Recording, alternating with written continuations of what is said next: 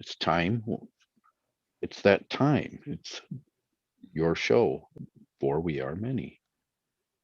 My name is Dean. I am the person who is speaking right now. Next.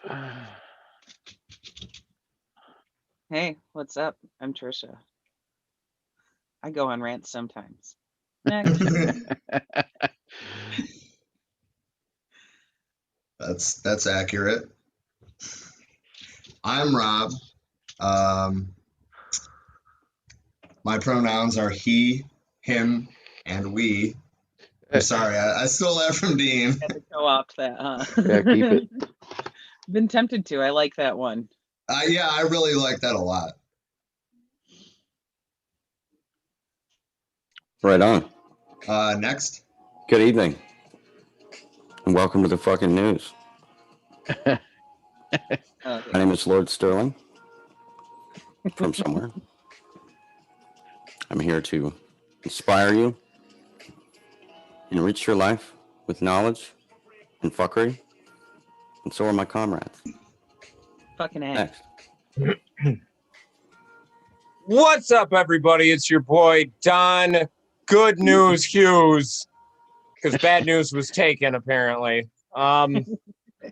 I'm going to be honest, I don't have much good news today. Anthony Bourdain's new travel guide is coming out in the spring, but that's some corporate shit that I don't think Chef Tony would really like. Ebola's back. Cold in Texas. We have what they have dubbed a panhandle hooker storm moving into Michigan. They named her Viola. So just so you know, the economy is so shit, even the weather's got to take up some hooking.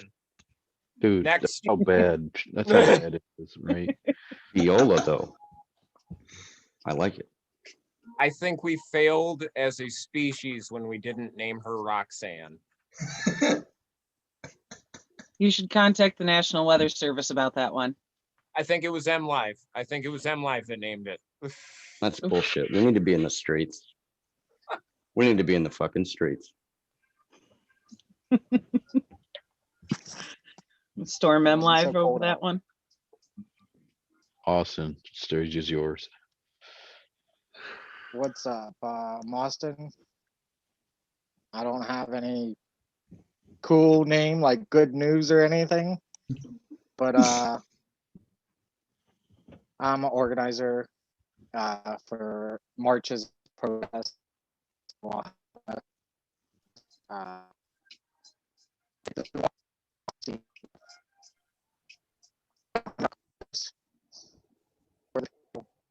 That's right. What it's all about is the people. Roger that, brother. Sure. Absolutely. Don, we need you to be in the ghost face mode here. Okay. In the ghost face mode. Okay. Hold on. Let me This assume is the my alternate. program. I have a couple alternate identities. When I was stationed in Germany, there was this miscommunication with the locals. They think my name is Johan Johansson. I don't really understand that. This is not him, though. This isn't him we're speaking to? No. Hold on. I need to put the hood up for the effect. Who is this? I don't know. I haven't named this character yet. I'm about this. I'm still about this right now. Right, me too. Okay. This is how I That will is speak to you. extremely cool. This is how I'm going to give like the news from now on. Bridge All wizard. right, Roger that. Join We'll us. give you the whole screen when that happens. Bridge wizard. So Michael in the comments says, yeah, we do. It's time to fight back. I'm not sure who he was responding to, but either way, Hell time to yeah. fight back. Yeah. I'm down with it.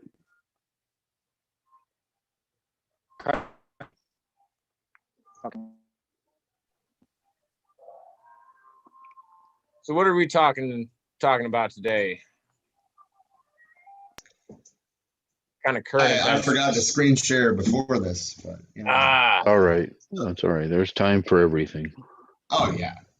Time is a human I'm going to concept. take this opportunity before we get down to talking about what's happened in the last week to plug our Patreon. we're all working class people just like the rest of you. So we understand that times are hard, but any size donations help. Um, they help with equipment. They help with, well, I mean, hell, even Restream isn't free, So we have more expenses than we probably thought we would. So every dollar helps. Yeah, they've really made it Is hard. basically what I'm trying to say. They seem to have been making it really hard for people to start up podcasts lately. Ever since they voted away net neutrality. I don't want the voice out. Austin, you're cutting out real bad. I was going to ask if that was my internet or his, because it's been happening. It cut out on me for a second too.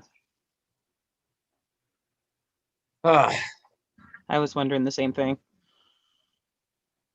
so guys, fucking Ebola's in the news again.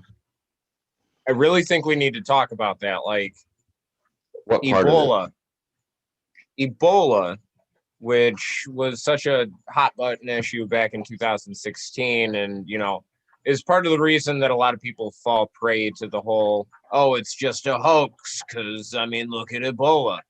Right. It's back in the news again.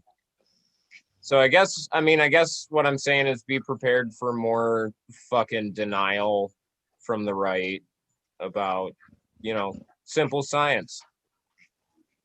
You're right. I'm just curious why it is in the news again. Ghana, or not Ghana, sorry. The country of Guinea announced that it was making a resurgence. I think it was like 9 hours ago that I saw the article about it. I can send it, if I can find it, I can send it to the group chat so you can see it later. Yeah. Indeed. Yeah. I'll drop a link in the stream chat. Indeed. Indeed. So Indeed. usually we start off these streams, like the first thing we talk about is COVID, but I don't know about you guys. I'm kind of sick of talking about COVID. So we still are, but I pushed it back because yeah. Anyway, so Executive decision was made. I see. It happens. yeah, I mean, we're still going to talk about it, but first we're going to talk about Black history. Obviously, we all know at this point that this country was built on genocide and the enslavement of Africans.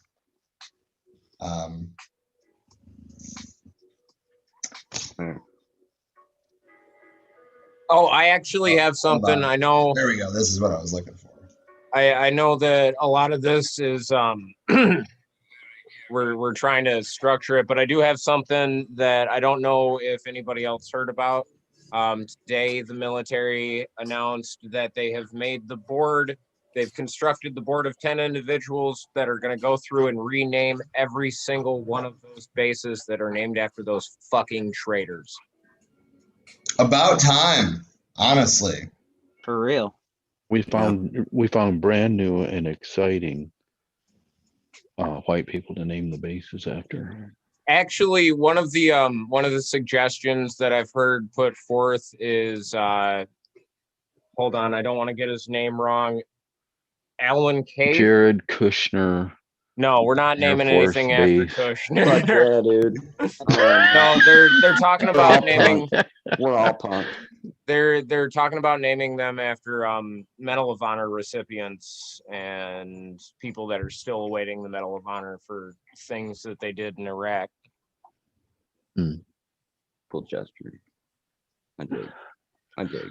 I thought it was going to be after the epic posters that from Twitter and other places that definitely served our country and died for our sins. I think a lot of these statues that got defaced, like, the shit that happened to a Columbus statue I saw, I think they pulled him down, drowned him. Some were like painted on and graffitied on and shit. I think we should put him in a museum, honestly. The ones that were like drowned and graffitied and shit. Yeah, I mean, like think that scene in Exorcist when you walk into that Catholic church, or maybe it's outside, and some demon or somebody had like spray painted all over Mary and weird shit. Like I'm like a whole fucking museum of these traitorous. You know, you got to think about that for a second, right? You've got these structures, you've got these systems, and you've got these mechanisms that have been in place. They've been subjugating people. They've cost lives. They've cost health and well-being. They've cost generations, right? So you have something tangible to do, right? Much like you saw when the Soviet Union fell or the Berlin Wall came down. It's something that you can put your hands on. You can see it. You can grab hold of the rope with everyone else. You can pull it. You can have a celebration when it rips. But it hasn't changed anything, which is what bothers me, right? Yeah, me too. Nothing I feel has it. changed. And I don't mean to bring, I don't mean to bring them down. Small victories, right? You can't. This is definitely a whale you can't eat in one bite. However, I'm growing weary in my 53rd year of a lack of change, a profound lack of change. I can feel Well that. said. Honestly, it has been a very long time that people in general have been calling for these changes. And I do think that it is a victory, but I don't necessarily know that we should celebrate. However, it is still a victory, even if it's a small one. I mean, I kind of think that the small victories are what's going to keep us going through this, man. Like Dean said, the last time we streamed live, these are laugh or cry times. Absolutely. Right. And it's one of those things that you got to look at, like, motherfuckers shouldn't have done it in the first place, so at least they're changing that and not trying to honor a bunch of fucking racist traitors anymore. We could use to tear down the rest of the fucking statues that are still standing too, and anything else that's correlated to that, as far as anything other than belonging in a history museum of here's where we fucked up. Right. What I'm saying though, we Yeah. need a museum of here's where we fucked up though. Like this is mandatory for every high school student. You have to go to this museum. I totally agree with that. Virtual. We have a couple of comments already. Michael said, really, change would take rewriting the Constitution and defeating capitalism. Socialism would be a victory. I actually have something to say on that. We voted to have a constitutional convention years ago, and they put it on the back burner because fucking Trump got in office, and then nobody addressed it. Just like when Puerto Rico voted to be a state, nobody fucking addressed it. You're right. Natalie says, hi all, sorry I'm late, but I mean, you're not late. Hi, Nat. Don't know you. Welcome back. So I think we're seeing both, new and recurring people in the comments already, so that's good. Hey, that's pretty dope. Anyway, I'm gonna hit play on this Malcolm X speech. Yes, please.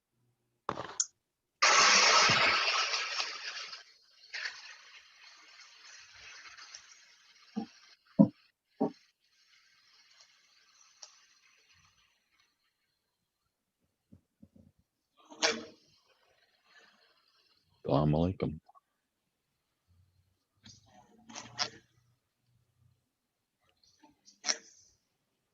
Rob, can you turn up the audio on that?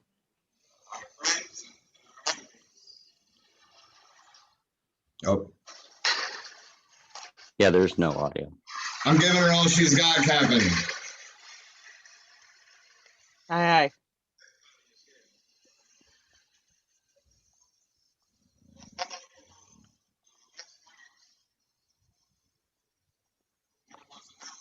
All right, yeah, pause that, Rob. You might want to share that directly in the room. Yeah, because I've caught zero of that. Oh, really? Same. Yeah. This is the same way that I've done it every other time. That's interesting. Hold on. Let me. I maybe I didn't fucked say. it up. I did fuck it up. I didn't hit share sound. Okay, my bad, guys. I'm There gonna you go. start it All over. right, Roger that. Okay. Sorry to our viewers. You know, we're still figuring this out. We're still new. Give us some time. Bear with us. Learning curve. We You ride hear it it hard. now? It's a roller coaster. No. No. Nope. I No don't. You're dice. not even screen sharing, man. Oh. Oh my God. Jesus Christ, man. Cheese and crackers. No, it's Malcolm X. Yeah, it Just, is. It is. Salam alaikum. Salam. Very good. Mr. Now we hear Moderator, our distinguished guests, brothers and sisters, our friends and our enemies.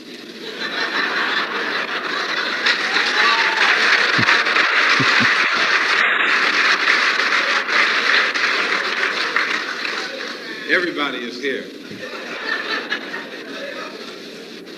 As many of you know, last March,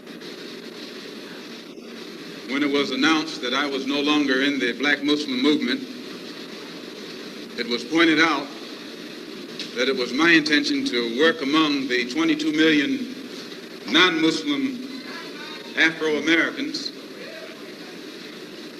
and to try and form some type of organization or create a situation where the young people, our young people, the students and others, could study the problems of our people for a period of time and then come up with a new analysis and give us some new ideas and some new suggestions as to how to approach a problem that too many other people had been playing around with for too long. And that we would have some kind of meeting and determine at a later date whether to form a black nationalist party or a black nationalist army.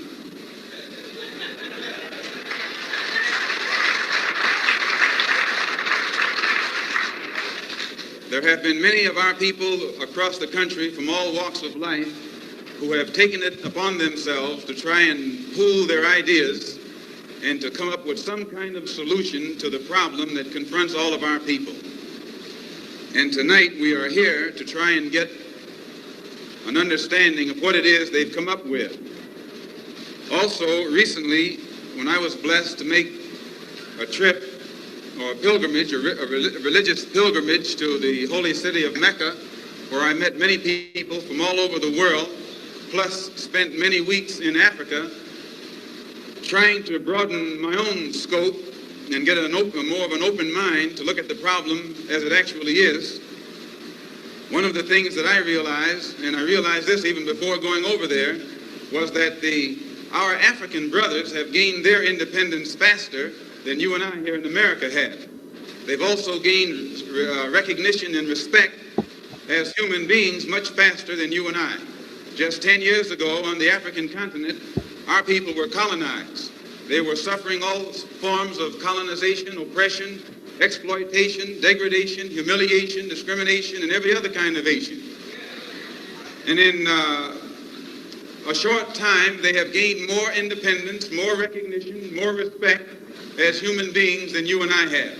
And you and I live in a country which is supposed to be the citadel of education, freedom, justice, democracy, and all of those other pretty sounding words.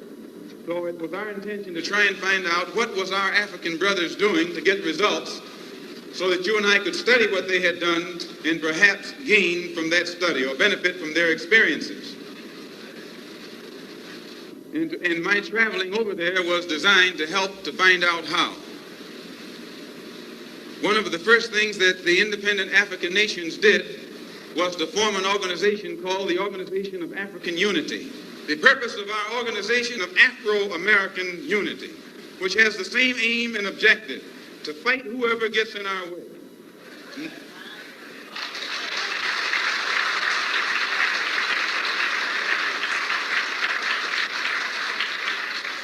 To bring about the complete independence of people of African descent here in the Western Hemisphere and first here in the United States, and bring about the freedom of these people by any means necessary.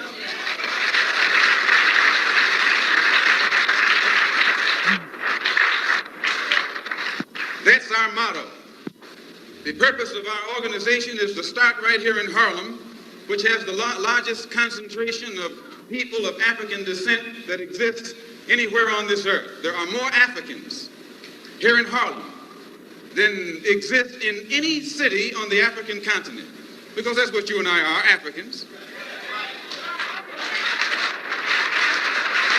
The Charter of the United Nations, the Universal Declaration of Human Rights, the Constitution of the United States, and the Bill of Rights are the principles in which we believe, and that these documents, if put into practice, represent the essence of mankind's hopes and good intentions, desirous that all Afro-American people and organizations should henceforth unite so that the welfare and well-being of our people will be assured. We are resolved to reinforce the common bond of purpose between our people by submerging all of our differences and establishing non-sectarian constructive programs for human rights. We hereby present this charter. Number one, the establishment. The Organization of Afro-American Unity shall include all people of African descent in the Western Hemisphere. In essence, what it is saying, instead of you and me running around here seeking allies in our struggle for freedom, in the Irish neighborhood or the Jewish neighborhood or the Italian neighborhood, we need to seek some allies among people who look something like we do. And once we get their allies, it's time out for you and me to stop running away from the wolf right into the arms of the fox, looking for some kind of help. That's a drag. Number two, self-defense.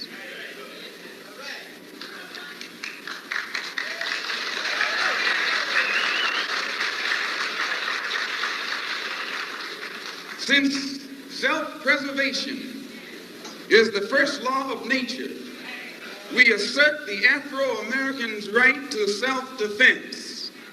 The Constitution of the United States of America clearly affirms the right of every American citizen to bear arms. And as Americans, we will not give up a single right guaranteed under the Constitution. The history of unpunished violence against our people clearly indicates that we must be prepared to defend ourselves, or we will continue to be a defenseless people at the mercy of a ruthless and violent racist mob.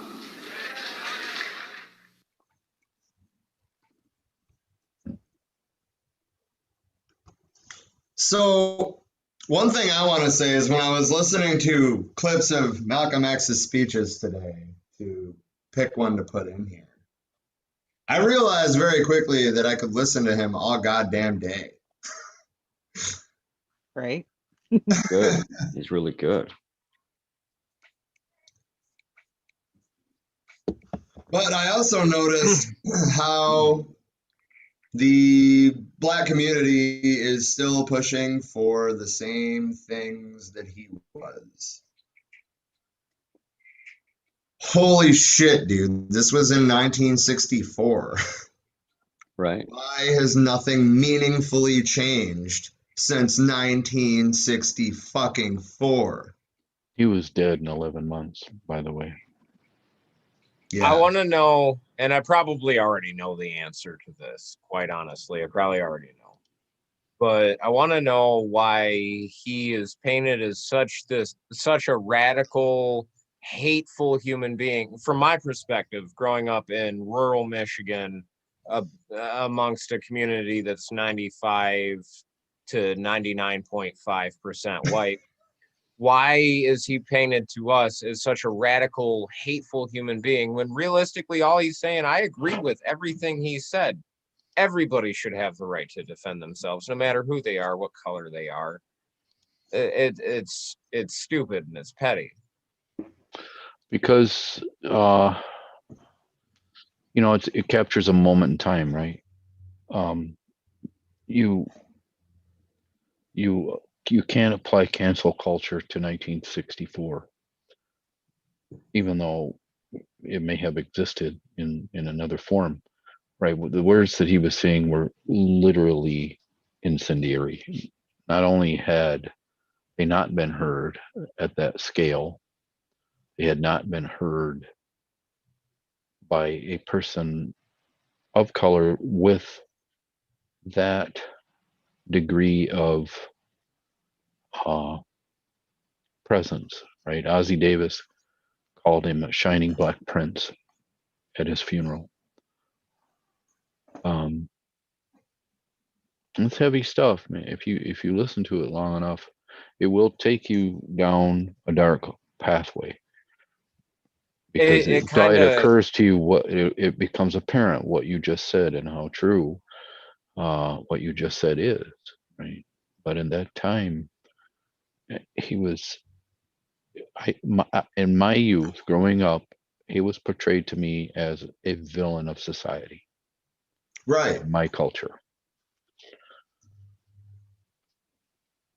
He was standing against the status quo. That's dangerous. Well, we have a couple of comments. So Natalie said it's really something that all of our revolutionary activists that are socialists end up killed. And Michael said because they murdered all of our leaders, which I mean, literally last week we talked about Fred Hampton. This week we're talking about Malcolm X. Probably next week's going to be MLK, because I mean, we did listen to one of his speeches, but we didn't really talk about him per se. That was more or less like a listen to the speech and move on situation. But I like this. You know, Fred, side note, right? Fred Hampton, by the way, wrote very eloquently and made about socialism at that time. He made a Thank you. logic-based cross-race case for socialism, and it was beginning to move the needle. Talk about mutual aid. Talk about everything that we've talked about, everything that we're interested in. These people have been there long before us. Yeah, I mean, honestly, almost literally anything that we have talked about, the Black Panthers were either talking about or straight up actively doing. Doing it, yes, they were Yeah. taking direct actions and doing it. Correct. And I mean, they kind of get downplayed in history too, and it's insane. You know, part of me really, like, watching Malcolm X's speeches, part of me really wants to say, oh man, I really wish I could sit down and talk to that guy. And then I get the insanely sad feeling that the realization that I couldn't sit down and talk to Malcolm X, even if I was back then. Because all those fucks back then, all them stupid fucks that thought that they were better than somebody else simply because their ancestors grew up closer to the equator, fucked that up for me. He would want to know what we're doing. I would hope that he would want to know what we're doing.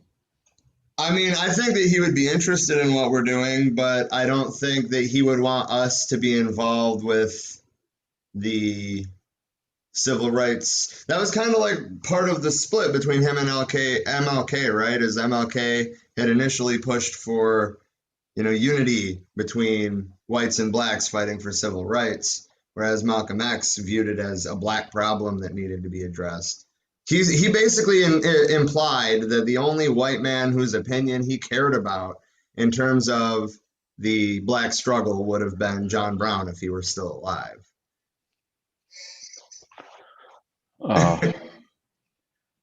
The case has been made that the Nation of Islam was merely fascist with a different set of clothing and accessories, and that, if you look at it real hard and long, it's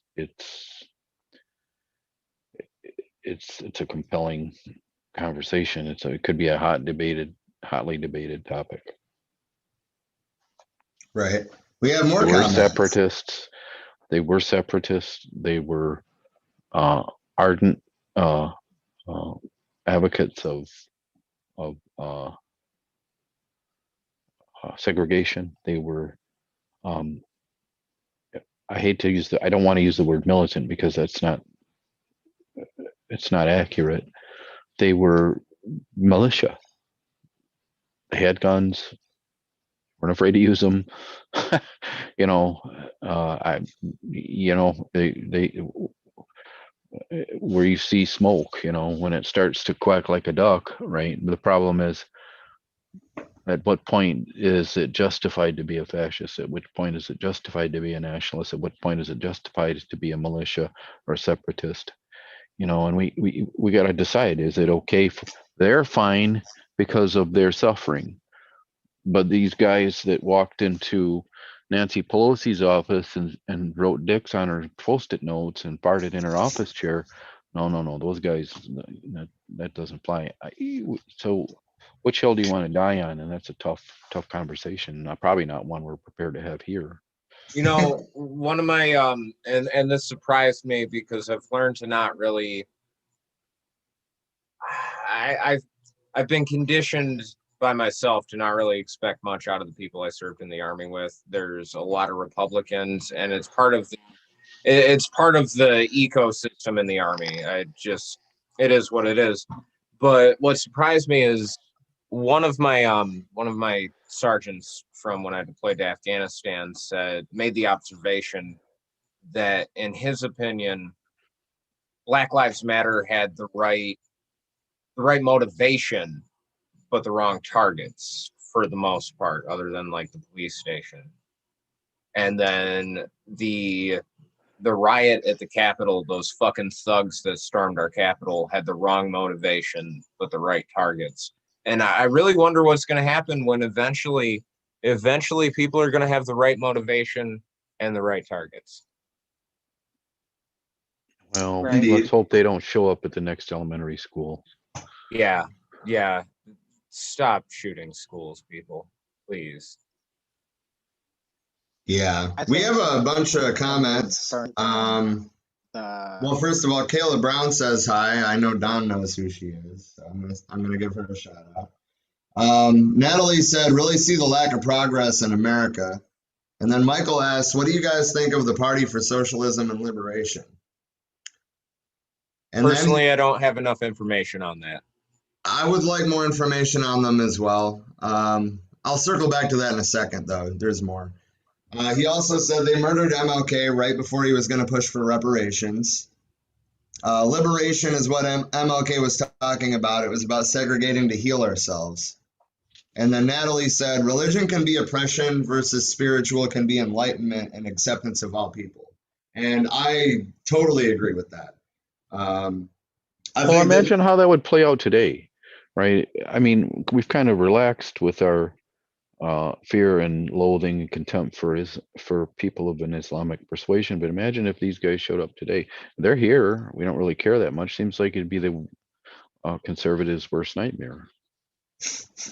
Armed black Islamic separatist nationalist. Holy shit. Oh yeah, they'd get painted as some multi-syllable terrorist organization quickly. Antifa sluts. Antifa sluts, right? Butts. I'm really surprised they didn't nuke them, to be honest. Austin, time up for 1 second, Austin.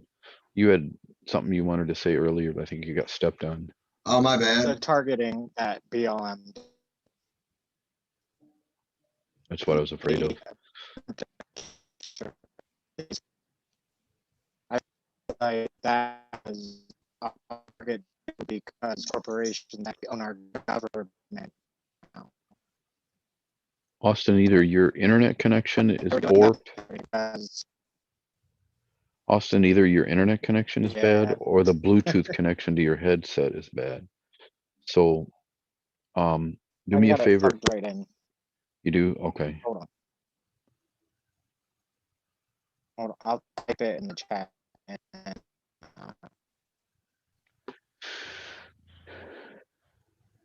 He's got that Pennsylvania internet. Oh, Michael was saying that he meant Malcolm X when he was talking about segregating to heal ourselves, which I thought, but I didn't want to say it and just assume. Robert Williams says history repeats itself, first as a tragedy, second as a farce, and that is Absolutely. a Yeah, Karl Marx quote. That's it's rad. tough. You That's know, rad. it is, but I don't. To compare the to compare black nationalism to white nationalism is my bad, right? Because I'm the one that brought it up. It's not really.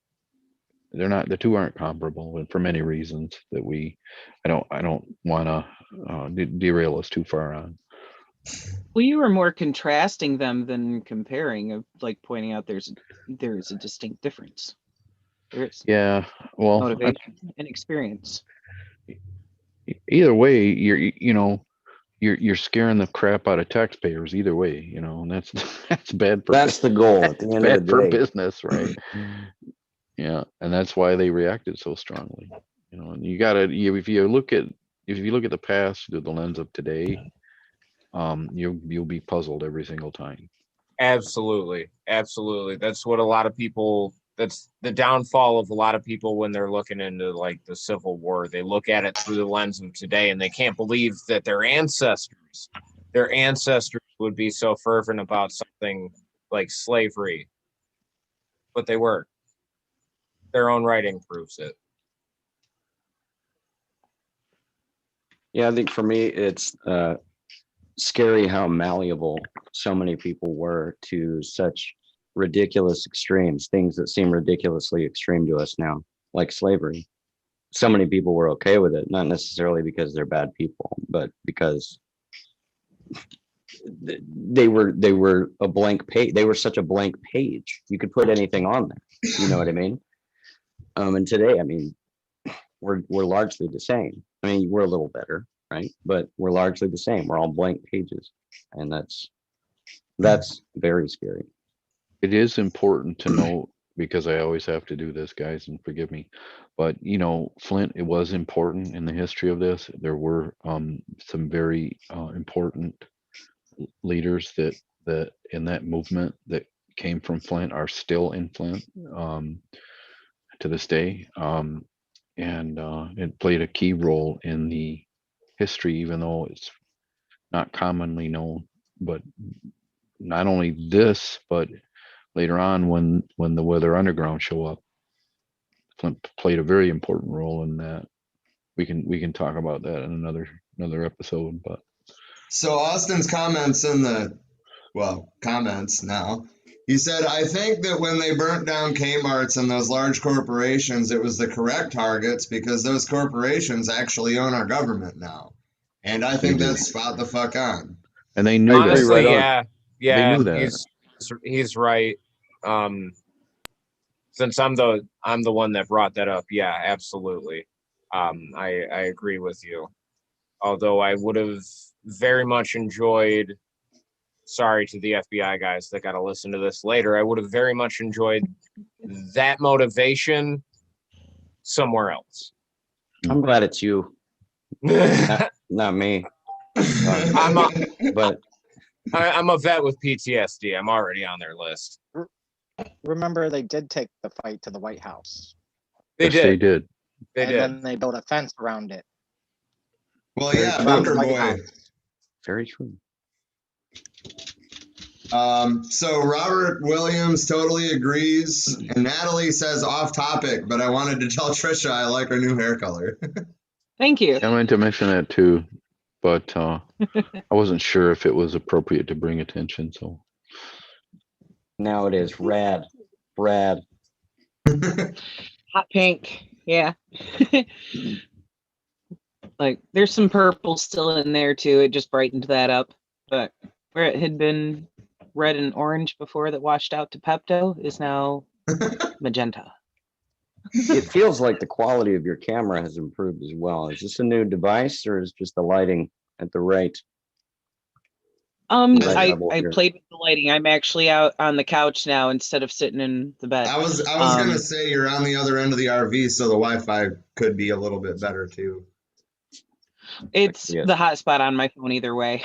Oh, But well, never mind. there's then. more access to the windows. The windows are more blocked back there, so that might be a factor. But yeah, it hasn't cut out on me. Knock on wood. Right? I'm glad you're here with us, Don. Yeah, I'm sorry, Thank you. Rob. Continue. Thank, Oh, I thank was you, just sir. gonna. I mean, I'm not moving on to the next section, but I'm moving on to the next story. Okay. Please And do. you, Austin. Just saying. Yes. Smooches. Thank you. Carry on, Rob. Carry on. Wow. After shooting and unrest, Wyoming gets its first black sheriff. The entire state of Wyoming got its first black sheriff. There's I not mean- a lot of people. There's not a lot of people in Wyoming. I'm not completely convinced it exists. Well, yeah, I was gonna say, shouts out to all 6,000 of you in Wyoming. We job. love you, Round up. Wyoming. You're Round up. actually there's some beautiful land out there, honestly. Yeah, I've seen some pretty fantastic pictures from Wyoming, but it's always of, like land, of like nature. It's never like, hey, check out this cool thing. It's Look at our always black sheriff. Kidding. Anyway, so his name is Aaron Applehans, and he said, I am just one of those people who do feel that law enforcement really needs to take a good hard look at what we do. I think this should be happening all over the country, frankly. Black men and women taking charge of police departments and sheriff's departments is probably needed to fundamentally change how they interact with the black community. Absolutely. When he was a student at the Wyoming Law Enforcement Academy, he noticed in the pictures of previous classes, and this is a quote, I got to see for the most part, ain't a whole lot of people that look like me around here. Like other parts of the country struggling with police violence, a deputy's fatal shooting of an unarmed, mentally ill man played a major role in Applehans' appointment to Albany County Sheriff. The death of 39-year-old Robbie Ramirez during a traffic stop 2 years ago stoked fierce backlash that carried over into last summer's protests over racial injustice and police brutality. The group Albany County for Proper Policing formed after the shooting and pushed for Applehans to take over when his predecessor retired. So the group's executive director is Democratic State Representative Carly Provenza. She said, let's take this anger and pain and turn it into progress in our community. He was formerly a sergeant in the Wyoming Police Department. He is now the sheriff in a county that is more than 3 times the size of Rhode Island. It has just 650 African Americans out of 39,000 people. So, pretty fucking white. The county seat is Laramie. It's home to the University of Wyoming, and a liberal city still associated with the killing of gay college student Matthew Shepard in 1998. Ramirez's killing 20 years later drew less attention, but fresh soul searching. A grand jury declined to indict the sheriff that shot Ramirez. And that same deputy had killed 2 people as a Las Vegas police officer before being fired there. A lawsuit accuses Colling of killing Ramirez needlessly. It alleges O'Malley, the former sheriff, overlooked Colling's out-of-control temper and hired him in part because his father was a friend. That's fucked. That sounds familiar. Totally fine, right? That's fine, right? I would say it was normal. That's totally normal. This is totally normal. Applehans declined to speak out about Colling or the shooting, citing department policy not to comment on pending litigation. He's hopeful, though, that grant funding and working with local groups will mean fewer confrontations. This is where we're at. This is what it takes, huh? Well, it takes it a step further than just policing the police. It does. It does. Well, How I mean, long is before this- the narrative changes? How long before they're basically employing black people to shoot black people? Well, I mean, Right. yeah. Can't say anything now.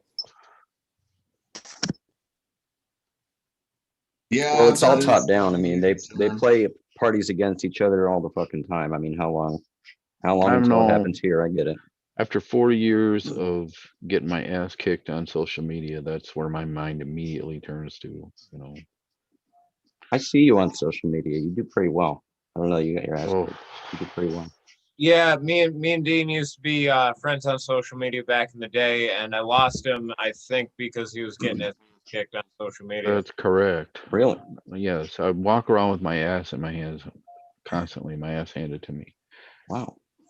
Not true. None of that is true, by the way. I mean, that was just a crazy visual, but I'm here.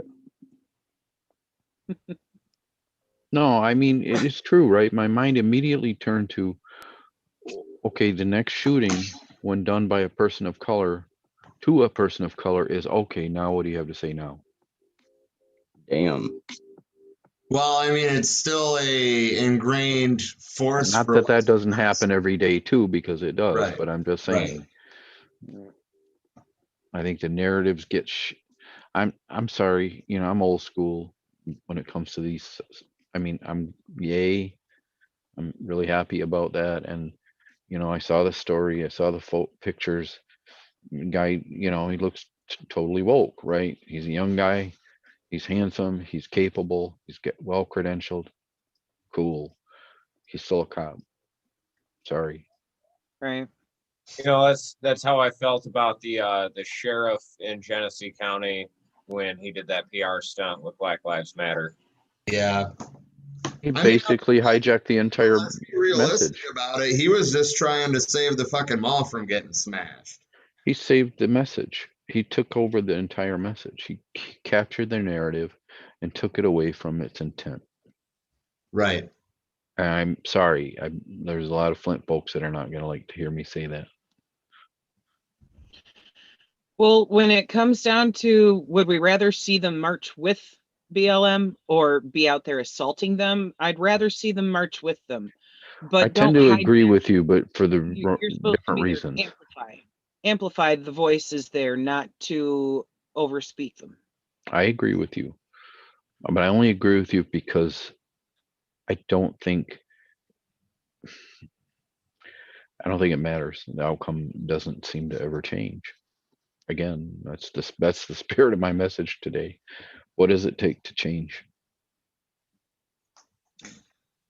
Well, if we're honest about it, it takes millions of people taking to the streets. Correct. Oh, okay. So, but to your point, you are absolutely right, Tricia. If the narrative was hijacked, at least it was done bloodlessly, and most of the message got through. If you have a choice between a peaceful and a not peaceful interaction, obviously the peaceful interaction is the proper course. But efficacy, I see, and I think even with violence, the outcome is the same. So there's no point in having violence. We got a couple comments. Robert Williams said, if I can scroll to it, police don't prevent crime, they come up after the act. Social programs would. Crime is due to poverty. I would tend to agree. 100%. That's not to say we shouldn't have cops show up if somebody is shooting somebody. A social worker cannot handle that.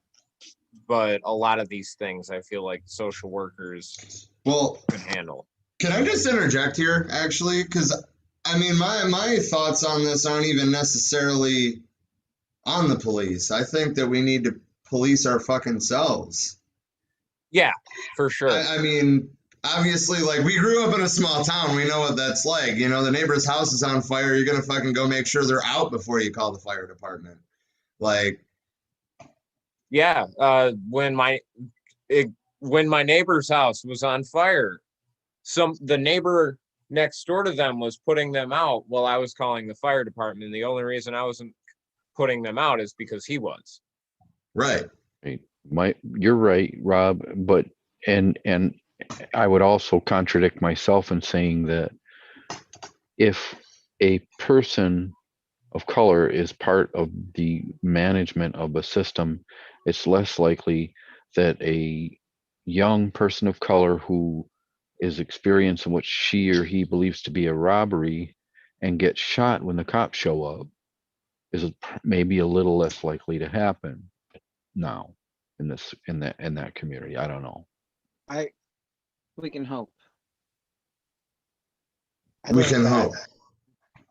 sheriffs I mean, are we've already found out that cops are perfectly fucking capable of not using violence. Look at what happened at the Am I Capitol. breaking up still? So if they can not use violence against No, people Austin, who we are can hear literally you. killing them as they storm into the Capitol, then we can see that happen everywhere of being able to handle crimes without killing people.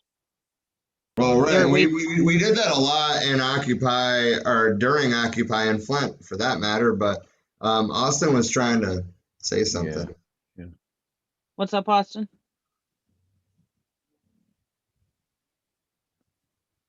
It's probably Did going we to cut lose me him? off every time I try to talk. Go for it, man. We can hear you.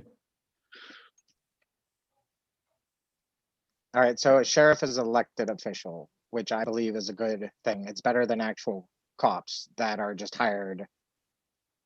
So sheriffs, every cop needs to be elected by the community that represents it. And every community needs to put up these people that should be elected as these officials that take care of their problems. They should have way more training than it's 9 weeks they have for being a cop is, so you have to be more have to be elected or And now you're cutting out. to deal with certain things like social problems. Damn. Well, honestly, dude, my Yeah, I mind is think- blown. I had never even pieced together electing all cops. Yeah, Like, actually, what?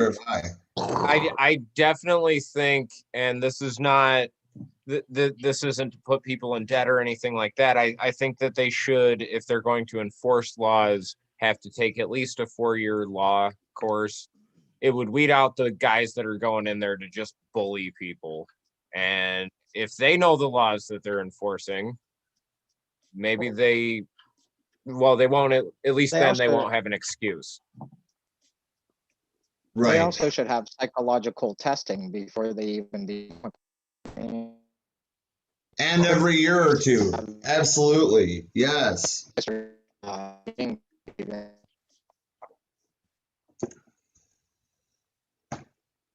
So Don't forget these guys are also organized, right? Great many of our law enforcement communities operates under the protection of a union.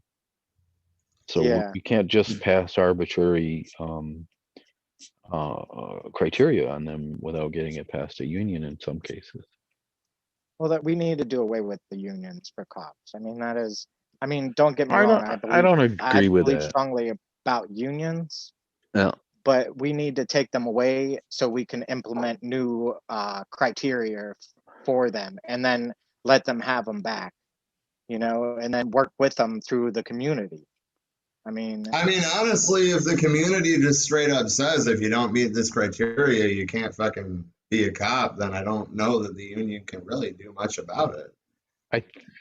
To be You fair, have to have a criminal justice degree to even be a prison guard and shit. My aunt was a prison guard for many years. She had to go to school for that shit first. Now, if you need to learn that shit in order to be a guard at the prison, why shouldn't you be learning it to be a police officer?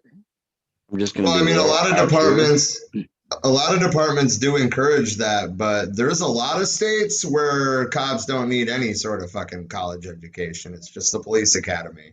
Out here, dude, you're either in prison or you work for the prison, and you don't need a degree for either of those. We missed In a Pinell couple. County. We missed a couple comments. If anyone would like to read them. Yeah, I've been trying to get back to them, but I don't want to cut anybody off either. No, but yeah, one more note is that firefighters have to go through a lot of bullshit to be a firefighter, right? Yeah. The cops, nowhere near, right?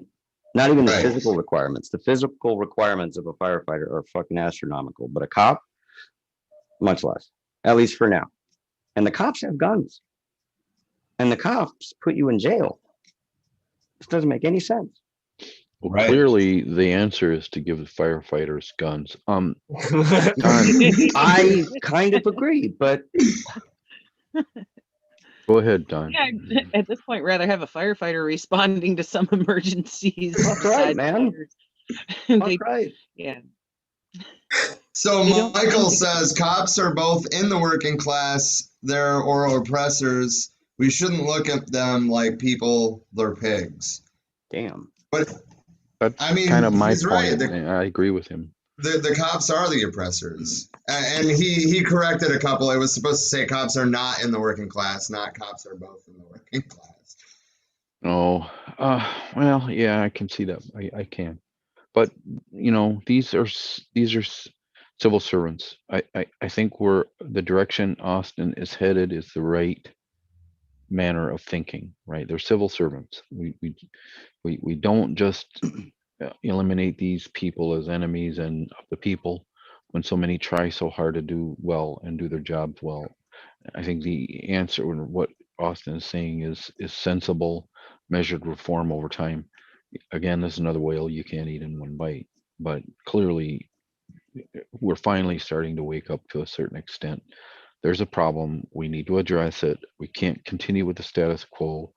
So 100% BLM move that needle. 100%. That kind of ties into what Natalie said too. She said cops can make many situations worse, especially if called for mental illness situations, in my opinion. right? And actually, I wanted to touch on the defunding of the police, right? Like all the conservatives were like so against it, right? Saying there's no way it'll work, right? Well, Austin, Texas did it, and it's working. And Detroit is implementing a pilot program, and so far it's working. And Seattle implemented, I think it was Seattle, implemented a pilot program, and it worked. Same for Denver. Yeah. So, I mean, the point is that even though, yes, the title of defunding the police is unnecessarily inflammatory, they got a discussion going about it, right? And then where it's been implemented, it works. Whoa. Who would have thought that social workers could handle mental health calls better than a fucking cop? Now Especially we just when, need to pay them as much as we pay a cop. right? Well, going back to what Austin was saying a few minutes ago with the psychological testing, this speaks to part of the problem, because it's not that they don't get any of that at all right now. They do, but they are being chosen for the wrong reasons, because when they're getting psychoanalyzed, when they're first coming in, they're literally looking for the traits of someone who will take orders without questioning them, someone who has a proclivity for violence, because they're going to be expected to potentially use violence to protect themselves. And I'm putting that in very loose quotes, but that's the way it's framed. So they're being chosen for the wrong reasons, instead of looking for people who are empathic, who are caring, who want to actually help the community, in selecting those more so. So the criteria needs to be shifted for how they're even applying that psychological testing. We have a problem here, and it's inherent. I didn't Yeah. even think of that. So I just wanted to That take they're a second looking for that specifically. Sorry. Oh, you're good. I was just looking for a moment to butt in. I'm sorry. I just Okay. wanted to point out that we actually have had a consistent viewer on Twitch for a while now. Welcome. So that's pretty cool. I don't think we've ever had a viewer on Twitch. So that's pretty dope. We don't have anybody currently monitoring the comments though. So I just wanted to give this dude a shout out, Thank because you. we can't go into the comments to do that. And we also have had anywhere between 2 and 8 viewers at a time on Twitter tonight. Wow. Yeah. Cool. Yay, internet. I feel like we should start calling our viewers comrades, just because I don't want to assume anybody's pronouns, man. Indeed. Comrade's is gender neutral. Comrade is definitely gender neutral. It's fluid. Natalie moist. said, I think we have a lot of sadistic control freaks that want to be cops. I also think some join with good intentions and start off well. Then the thin blue line blurs their vision. And then there's other ones, like one of my friends who used to be a cop and decided to trade his badge in for a medical marijuana caregiver card because he wasn't being allowed to do the good that he wanted to do there. So now he does good for the community and helps people in a way that fulfills his life even more. Feels So, good to hear. anyway. It's Yeah. warm. Don, can you say something so we can all see Oh your yeah. friend? Do you guys want to see Salem? Look at him. He's so cute. Okay, he does not want that anymore. He was okay with it when I wasn't telling you guys about it, but as soon as I told you guys, nah. You can feel the I eyes. don't want to be on camera tonight. I think like 12 of you saw him and he knew.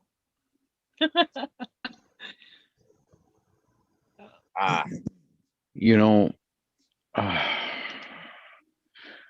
before we launch into COVID, I've got to say something.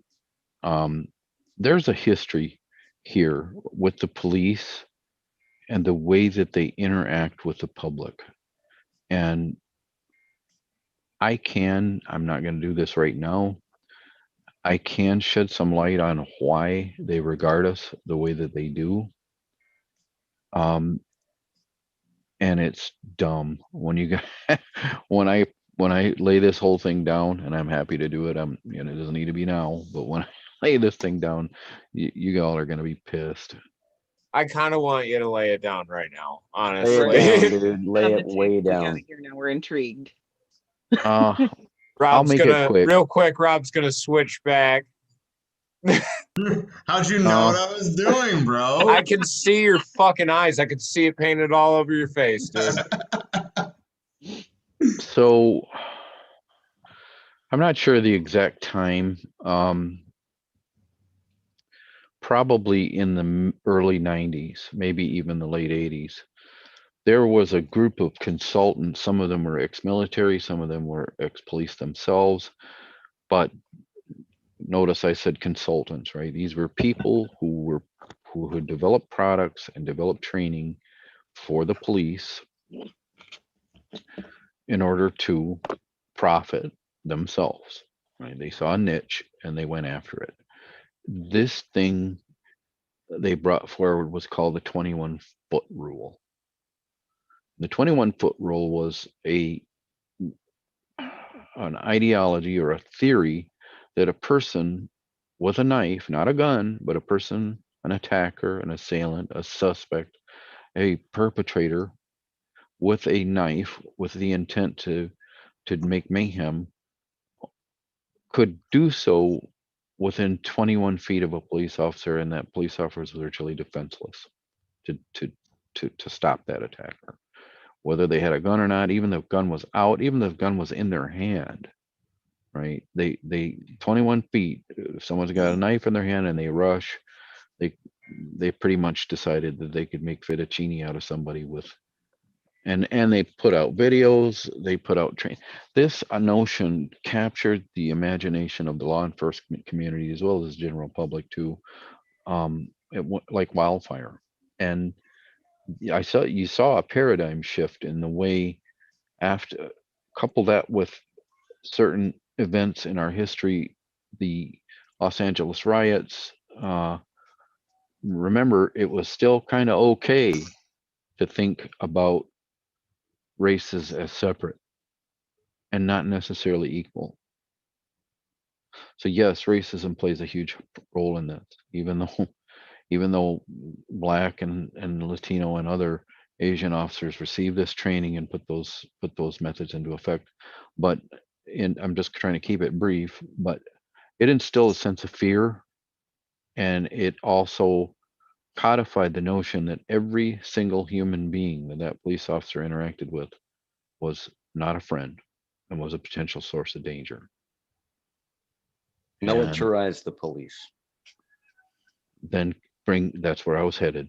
Then we'll fast forward and skip a whole lot of bullshit and head right straight into 9/11, whereby the Department of Homeland Security was created, the largest government agency that human beings have ever seen was created to address this notion of terrorism and to keep us and them in a high state of fear at all times, and you started seeing police departments getting uh, armor, more advanced weaponry, uh, more military training, and they start to become indistinguishable from police.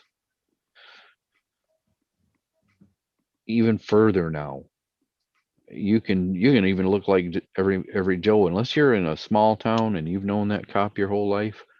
They're not giving you any leeway. Not at a traffic stop, not if they are called because of some interaction that you had with somebody that instantiated that phone call. Your chances of survival plummeted when that phone call was made. This is part of the reason why people are, especially, being from Flint, I know this. Well, we've known for generations not to call the police because of the uh, wildly escalated risk of loss of life and injury that the police involved in any transaction. Not just about snitches get stitches. It's that once you call the cop, they're not going to care who they're not going to care who did what to who. They may just start shooting everybody. So, and that, you know, that's my soliloquy about the police. Well, half the Again, people in the house are on probation. I mean, that's one reason why we don't want to call the police. But you're right. sometimes. That is also another reason. So, uh, the ability to call the police without fear has always been a white person's pursuit, without Agreed. thinking twice. It has been a white person's pursuit. So, I'll Well, close again, though, on that. we see white people facing similar struggles, not necessarily anywhere near what a Black American has faced. But I mean, if you're a poor white person, I mean, you're likely in a community, in a situation where you are not inclined to call the police either. It's Yeah. not, Yeah, it's not from like all white experience. people are in, right, but I agree with you, though, that predominantly it is white Americans that have that luxury. They can call the police fearlessly. Yeah.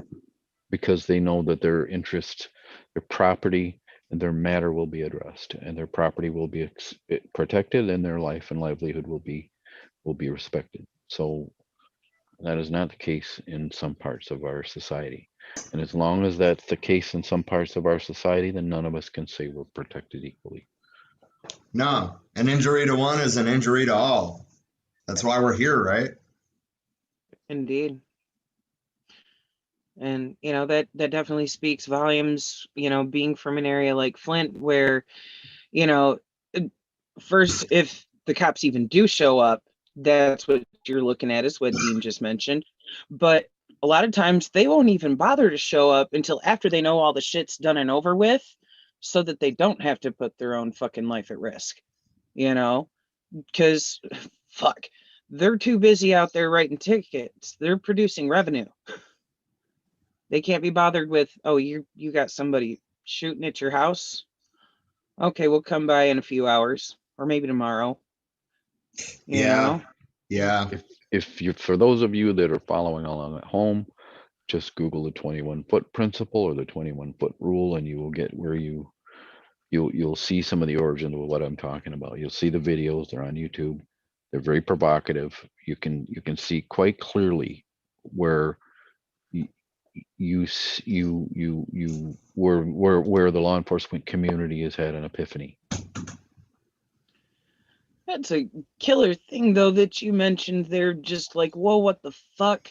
Because you know how good you got to be with a knife to actually hit somebody in a vital place, anyways, from 21 feet.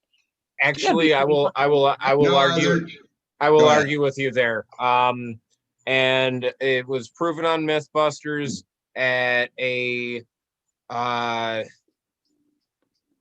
think it was a pace of, I think it was farther than 20 feet, but Yeah, they at took it least out to 40, I think. yeah. Humans are always going to hesitate to pull a gun or to pull the trigger. So if you've got quicker than like a 10-second fucking 40-meter sprint and you have full intent to stab somebody, you're going to get the drop on them every time. Yeah. I'm not saying it's wrong. I'm just saying you can see where the where the mindset shifted. It was that point in time when the law enforcement community said, "We're just sitting ducks here." And I'm sure the video cassettes, the VHS training tapes flew off the shelves, but so that goal was accomplished. But I wonder if they were like those really cheesy Reefer Madness-esque videos. not quite, but pretty close. You know, you take your imagination. You probably aren't too far off. You'll Google it and you'll see it. Are those And you'll see public property now? Are they in the what's it called? Creative public Commons? domain? No, Yeah. no, probably not. But they're all over YouTube. You can watch them. They're No, not. I don't want to illegal. watch them. I want to fuck with them. I want to fuck them up. Oh, So Natalie hey, says, actually, unless you yeah. I are mean, born there local in a small town or have enough clout, a small town, in my experience, at least, or in my experience at least, they will be on your ass for every little thing. Okay, so me and Don have some personal experience there. Um, you know, growing up in a small town sounds fine and all, but like if you're not one of the cool kids, you will get fucked with. And it did happen often. Yeah, we weren't. How many times When did I we have to run from the cops simply because we were out after curfew? Like, when we were in high school, the local police department made it a point to start harassing us if we were in groups of more than 5, because according to the letter of the law, a group of more than 5 individuals that look to be dressed similar is a gang. could be, yeah, but I'm sure, to be honest, unless you're willing to hold your hand up to God and say you weren't being an annoying, loud shithead without realizing it. You know what I mean? I mean, I've been there. I was young. I acted like a jackass. You know, I'm not gonna say that we never acted like jackasses, but for the most part, no. and the cops kind of knew that, and they probably handled it accordingly. Y'all didn't get your head caved. You didn't They get never shot. caught us. You didn't get killed. You know, Yeah, which I mean, I do recognize that as the white privilege that it is, the fact that we didn't get shot at. But I do believe that they would have still continued to make our lives hell in any way that they could have. I don't think I think that. the point's valid, and I'm not disputing it. I'm really not. I think the point is valid, and I think that whether we like it or not, that's kind of a form of community policing and self. You know, you get to be too much of a shithead, and they remove you from the community, right? Well, yeah, but Regardless of if you've done anything wrong or not, they find a reason to make your life hell enough that you'll go away. I think the reason that I'm so, I don't really know the word to describe the emotion I feel about it, but I think the reason it feels different to me is because when my problems with the police started, it was simply because of who my father was. And that man hasn't been in my life at all. Hey, I'm gonna tell you something. Cops have real long memories about family heredity, and Yeah, they do. if one of you is a shithead, they just go ahead and put you all in the shithead bucket. And I'm just gonna say, statistically, from what I've seen in my experience on this planet, that's often the case. It is. I mean, I'm not disputing that. In fact, I had a very, I won't name names, but I had a very prominent figure in the community um, say that basically probably 75% of Flint's problems could be traced to 50 families that have been shitheads for generations, doing shithead stuff. Shitheads, man. Shitheads. shitheads, man. So I feel like it's finally time to move on to COVID. It is. Okay. It is. What are the numbers today? So Dean actually, Paxton. Dean has a soothing voice. Have him tell you the numbers. Oh, geez, I didn't look today. Rob has.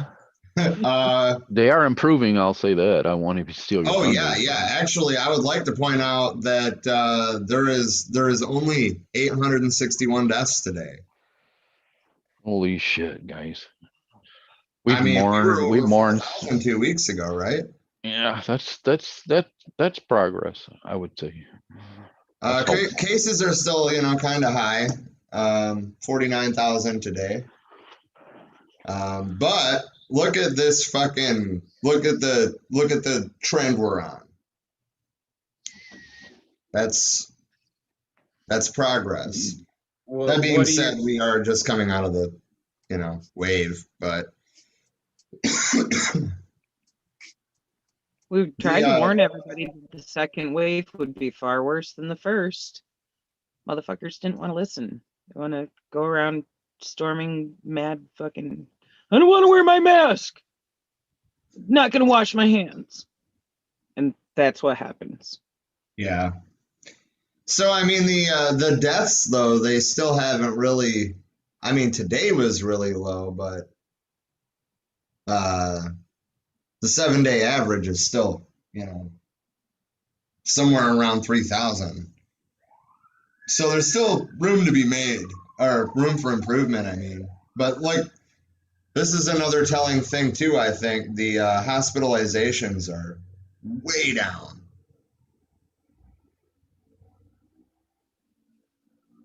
And of course, testing. I don't know how many tests we're doing a day now, but I'm willing to bet that it's still not anywhere that it needs to be. But pretty much everywhere is on a downhill trend except for Alaska, Nebraska, and New Hampshire. So I don't know what they're doing wrong, but Sometimes that can be set off by a single, particularly virulent event in a single county can blow the state back into a higher whatever, increase, I should say. right. So there's two factors that we need to pay attention to. One of them is the variance, right? And we've talked about that here. And the next thing is probably more importantly, rather than trying to worry about the cascade of cases and deaths, I mean, that's really all we should be worried about. The behavior, as the cases drop, as the news starts reporting that things are getting better, we're going to start seeing reopenings. And it's going to play out exactly like it did in July, June, whereby everybody will declare victory and we'll start to feel better, and the sun might peek out even, and we might, some of the snow will melt, and we're going to decide that, hey, the vaccine's everywhere. Half the country's vaccinated, right? No. Right, exactly. So your people are going to start slipping, and it'll be the perfect stage for the third wave. And if any of these variants prove to be as virulent as we're being warned, we may see a towering third wave. My money is on things getting significantly worse than what we've seen even this far, because it's still out of control. We're still in a runaway virus condition of an airborne pathogen. So, as I've said, since it's spread through proximity to human beings, not even necessarily contact, but proximity to human beings, your best chance to survive this is to stay away from other human beings as much as you possibly can. And that means the people you come in contact with and the people that you reside with.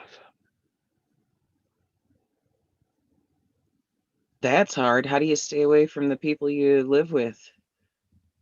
I mean, they have to stay away from people too. I mean, that's what, I mean, it's a commitment, and it sucks, and it seems hopeless, and it's tiresome, and it's boring, and it's depressing.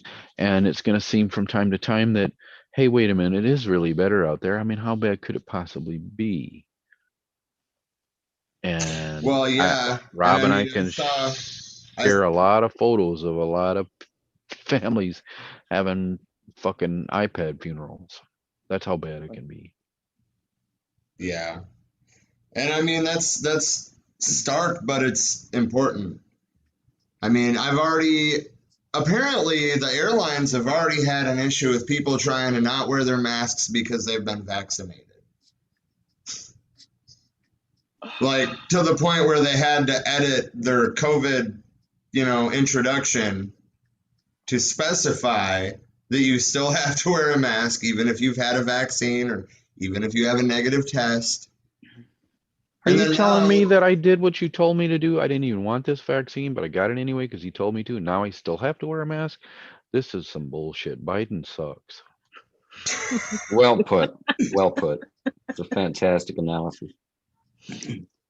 Oh my God. So I don't want to watch my hands crack. we were just talking about how we're in a runaway virus, and Trisha actually put this article in here, but I think that we all saw this coming. The experts are saying that COVID-19 could become a seasonal illness like the flu. I agree Mhm. with that. I've seen that tracking for a few weeks now. I do see the one form or other of the vaccine being integrated into the quadrivalent vaccine that's available now that many people refuse to get because it's got autism in it, apparently. I have no fucking idea. But yeah, I believe it'll become we'll have what is 5? 4 is quad, 5 is what? Quint? Quint, yeah. Yeah, Yeah. quintrivalent vaccination. For one will cover SARS CoV-19. Well, I'm curious, what are they using as preservatives in there? Because the only thing you really have to worry about when it comes to the, Well, in order biochemical brain in damage order that for it can to make it on the in order spectrum for it to is make it in that, Trisha, remember it can't be what you've got now is an RNA base. That's why it's got to be below 60 or 40. I forget which it is, but it's got to be really fucking cold. If once it breaks loose of that RNA requirement, it can be shipped at room temperature like the rest of the available vaccines. That's a big leap, because I think J&J and oh shit, there's a fifth candidate though that are not RNA based. They're not as volatile, but they're not as effective either. Yeah. Mhm. Yeah, they're doing the deadened virus, and it has an effectiveness around 60 to 65%, whereas the mRNA ones are reporting back 90, 95% range. 95% plus. Yeah. Yeah. Yeah. So I, for one, would feel safer taking one that's mRNA based and just giving my cells the instructions on how to build those antibodies rather than being injected with deadened virus. I've gotten the flu shot one time and it didn't protect me worth a fuck. That was the one winter that, a couple months later after getting the shot, I still ended up getting it, and worse than I ever had before. So I don't necessarily want to waste still my alive time. to tell the Something story. that is made along those same types of lines as far as the deadened virus part, but I could try the mRNA one. Yeah, I'd I'm rather actually, have you currently alive working and on it. wondering. I'd rather have you alive and wondering about whether it was effective or not, rather than having a fucking iPad funeral for you. True, and thank you. I would too. I would attend your iPad funeral, though. Right. Samesies. I appreciate that. Broadcast it and the whole nine. On a That special should be our episode, band name. New band name. iPad Funeral. on a special episode of the For We Are Many podcast, we will be featuring an iPad funeral. Apple has no endorsement and has paid us no money for mentioning their product or service. To date. Not To if date. it was more likely to be an Android anyway. Correct. Yeah, you're right. None of us have Apple products. Right. No, we don't. We I can't mean, have garbage Dean in the might. house, or I we'll know. collect flies. I will not carry an Apple product. No. It is far too fancy for me. Far too precious. Far too expensive for me. Correct. Anyway, Dr. John Brownstein, Chief Innovation Officer at Boston Children's Hospital, said, this coronavirus is here to stay, and eradication of this new coronavirus is basically impossible. Dr. Paul Offit, director of the Vaccine Education Center and professor of pediatrics in the Division of Infectious Diseases at Children's Hospital of Philadelphia, that was a mouthful, concurred, adding that he is also not sure if we're ever going to really eliminate this virus. It's not like measles where you get lifelong sterilizing immunity. And that's a question that a lot of people have been asking right from the beginning. How long is this immunity going to last? And we still don't know. I mean, of course we don't know. We're still rolling out the vaccine. We're not going to know for a while. Right. You get to find out if those mRNA instructions last any significant amount of time.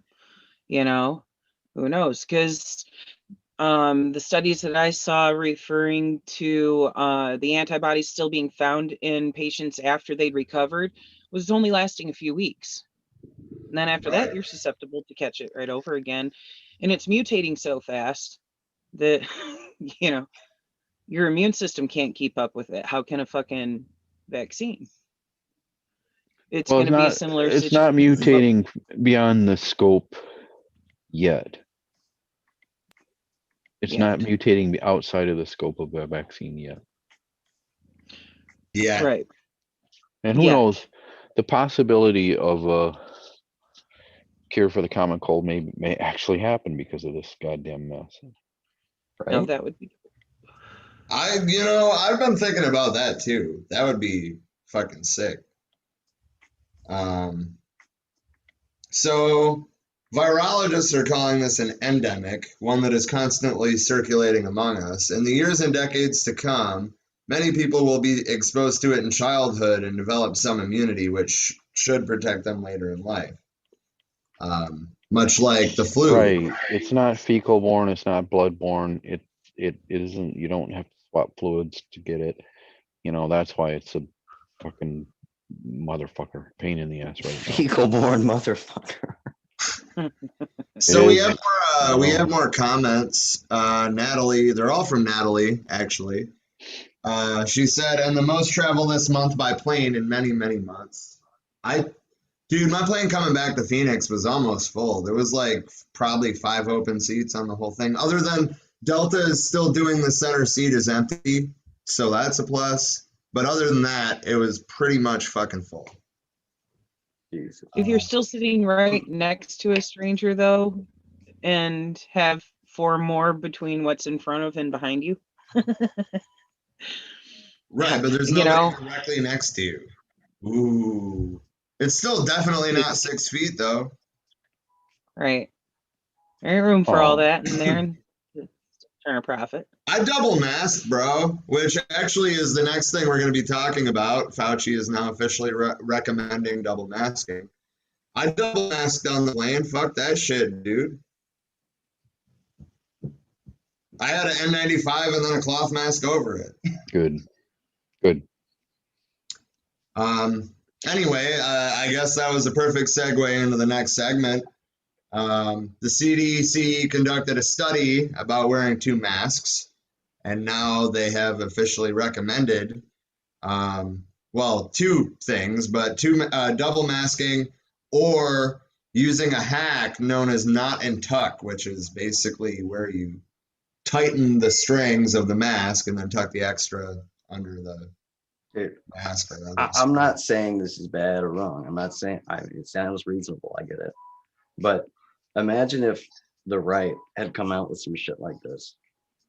What we would do with, did you say nut and tuck and double masking? I'm just saying, what did we give them in this? I mean, fuck. Hey, what kind of podcast is this anyway? There's gonna be so many. It's getting weird here. I might have to go. Nut and tuck, dude. I'm sorry, I can see it. You love the weird, you know it. It's coming. Essentially, though, what it comes down to is how the mask fucking fits your face. Obviously, if you're wearing a loose fucking surgical mask, it's not going to protect you as well as a tight-fitting mask. That's the whole point of the knot and tuck.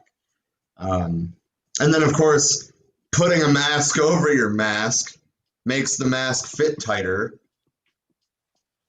With you.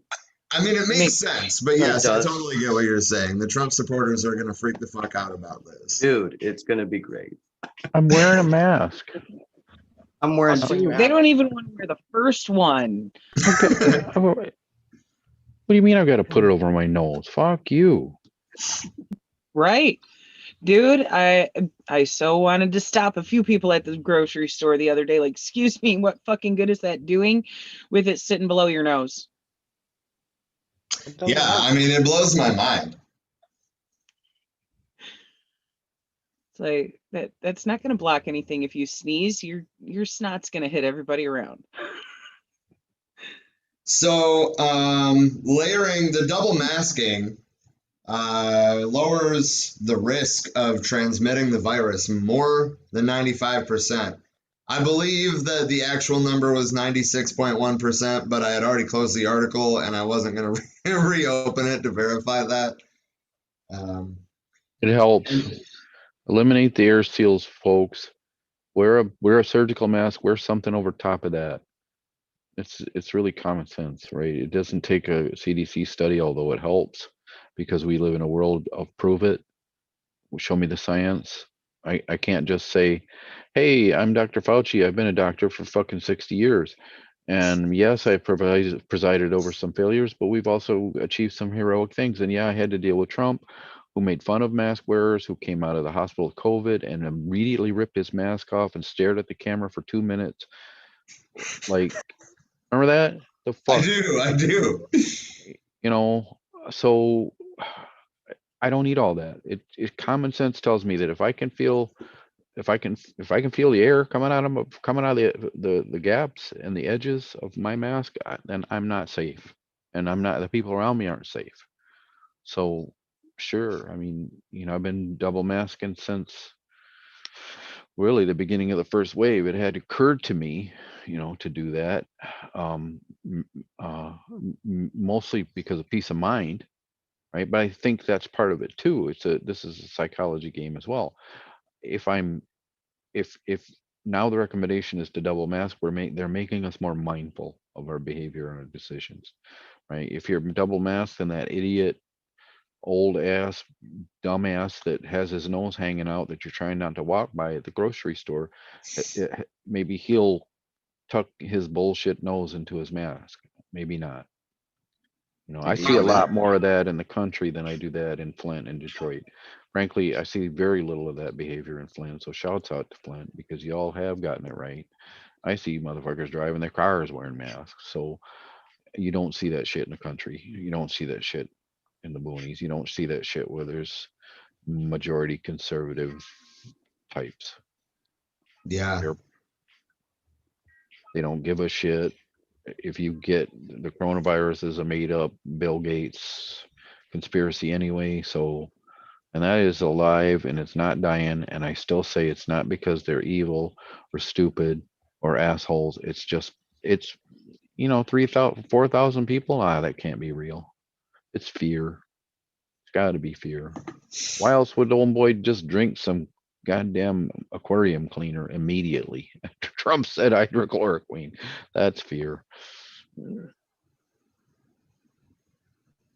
And ignorance. A touch of Ignorance.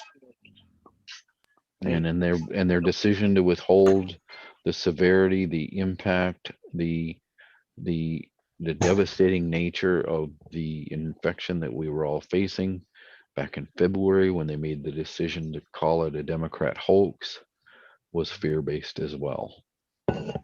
Absolutely. I think that we had impeachment hearings for the dead ass wrong reasons. Speaking of the impeachment, any guesses what the next segment is? Impeachment. The impeachment of Trump. Again. This is like the end of this is like the last 2 seasons of Lost, right? When it just got so weird that it was like, no, dude. No, dude. No, dude. That's what this impeachment shit is. It's the last season of Lost. It was unfortunate. A waste of fucking time. Yeah, I mean, honestly, I agree with what Dean just said. I think that they had the evidence to fucking impeach him the first time. I think that they just chose the wrong charges. Like, straight up. Well, I mean, what are we worried about? Him getting the money? No. We're worried about him running again. Well, what does it even matter? He can create a new party. They can make a new Trump, a better Trump, a Trump that doesn't have all of the dirt that Trump had. I don't know. It would be Junior. It would be Yeah, Junior. that's, dude, Already talking I've about been saying that for almost 2 years now. That's what we have to worry about. Not Trump running again, but fucking Trump Jr. 2024. I can already fucking see it. Right. All those assholes that haven't taken down their Trump flags and signs, dude, all those motherfuckers are gonna vote for DJ TJ. Oh yeah. We're gonna Gotta make to it. America great again. Mogan. I really hope that is the slogan. Make America great again. Would Yeah. it surprise you? It would not surprise me at all. Speaking of slogans, Rand Paul really missed out this year. You know how great it would be to have an optometrist be like Rand Paul 2020? It would have been hilarious. Speaking Inside of of him, 2020. actually, I'm just gonna go ahead and screen share this while we're shooting the shit about it, but I got a list of traitors for you guys. Hey, who we got? Rand fucking Paul. Of course. On that list. Marco Rubio is on that list. Mitch McConnell. We got a video of Mitch McConnell actually. Ted Cruz, Chuck Grassley, fucking Josh Hawley. We're seeing a lot of familiar names here, right? Rick Scott. Tom Cotton, Marco Rubio. I'm all over this thing. I'm not just reading anything in order. But the point is that this list is kind of predictable. Yeah. What is it? Not surprising at all. But what gets me is how Sterling, this is the list of people that voted not guilty. 43 of them. 43 of them. and many of them had public statements condemning Trump's actions and inflaming this crowd. Oh, You know okay, what? so Many of these people find him Trump guilty. condemned. Many of these people Trump condemned. Ted Cruz, he totally insulted his wife and basically intimated that he could fuck his wife better than Cruz could. Who he insulted Marco Rubio too, didn't he? Yes, he did. And Rand Paul and Mitch McConnell. That is a face. That is a face. Listen, I'm a huge fan of turtles, and I fucking hate this guy. Oh, I gotta say. I love turtles. Why does he have to look like one? Don't forget, he has a mama too. The turtles do does. not approve. He The does. turtles do not like this guy. I wonder what she looks like. So Can you pull a picture up of? Never mind. I'm just kidding.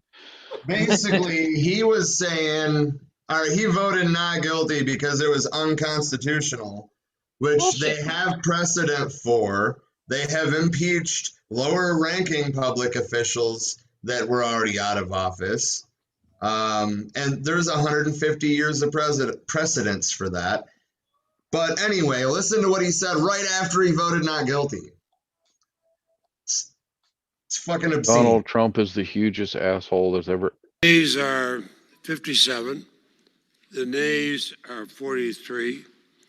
2/3 of the senators present not having voted guilty. The Senate judges that the respondent, Who's this Donald old John ass Trump, motherfucker, former right? president of the Dude. United States, is not guilty as majority. charged in the article of impeachment. There's Did no they wheel Sounds him like in? he's gonna pause it real quick, Rob. Trump is practically and more. Okay, so part of the problem there is that dude that was just speaking sounds like he's been talking through a stoma for 100 years. Isn't that the majority whip? Hold on, minority whip now. Let me look that up. Go ahead. All right, well, back to good old Turtle Man. Isn't that Kevin McCarthy? Hit it, Mitch. Hit it. Responsible for provoking the events of the day. No question about it. The people who stormed this building believed they were acting on the wishes and instructions of their president. But in this case, the question is moot because former President Trump is constitutionally not eligible for conviction. I believe the best constitutional reading shows that Article 2, Section 4 exhausts the set of persons who can legitimately be impeached, tried, or convicted. He's such an asshole. The Vice President. So yeah, I'm not even gonna make you guys watch the rest of it. You get the fucking point, right? He's all like, "Oh, Trump did do this, and these people thought that they were following his wishes, but he is ultimately morally responsible for it. But we can't convict him." He sounds like a fucking Democrat, bro. Well, our under subsection C, Article B, under dude. Title 1, 2, and 4, we can legally we have like really like It's now like Star he's- Wars with the fish, man. Now he's an Right? attorney. Now he's an attorney. Now he's a legislator. That's cool. That's cool.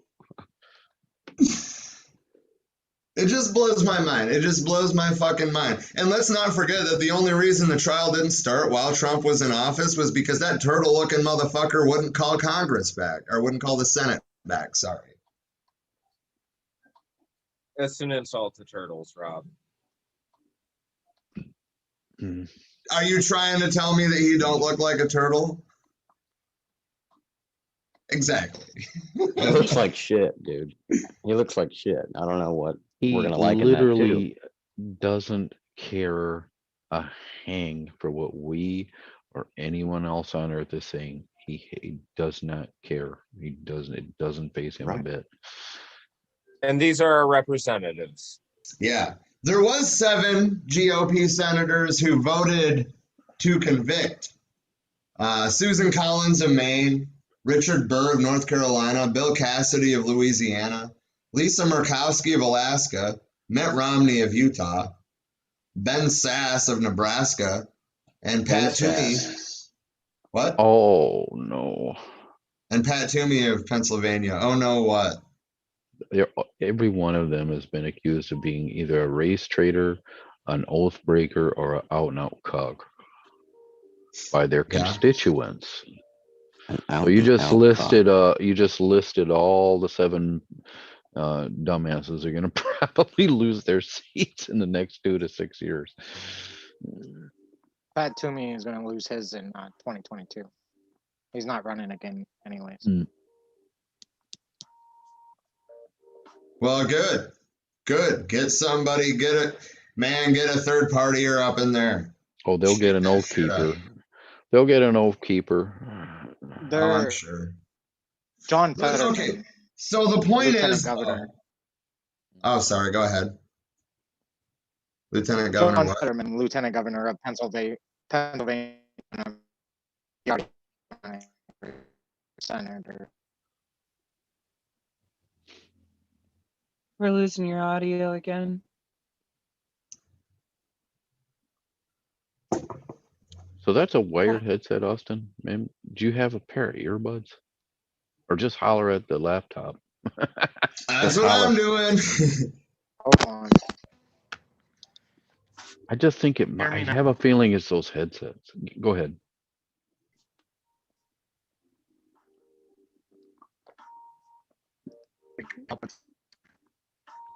No, Go ahead, it's gotta be. talk, brother. Yeah, it's your internet. Yeah, definitely your internet. Are you Yeah. on your? Are you tethered Yeah. on your phone?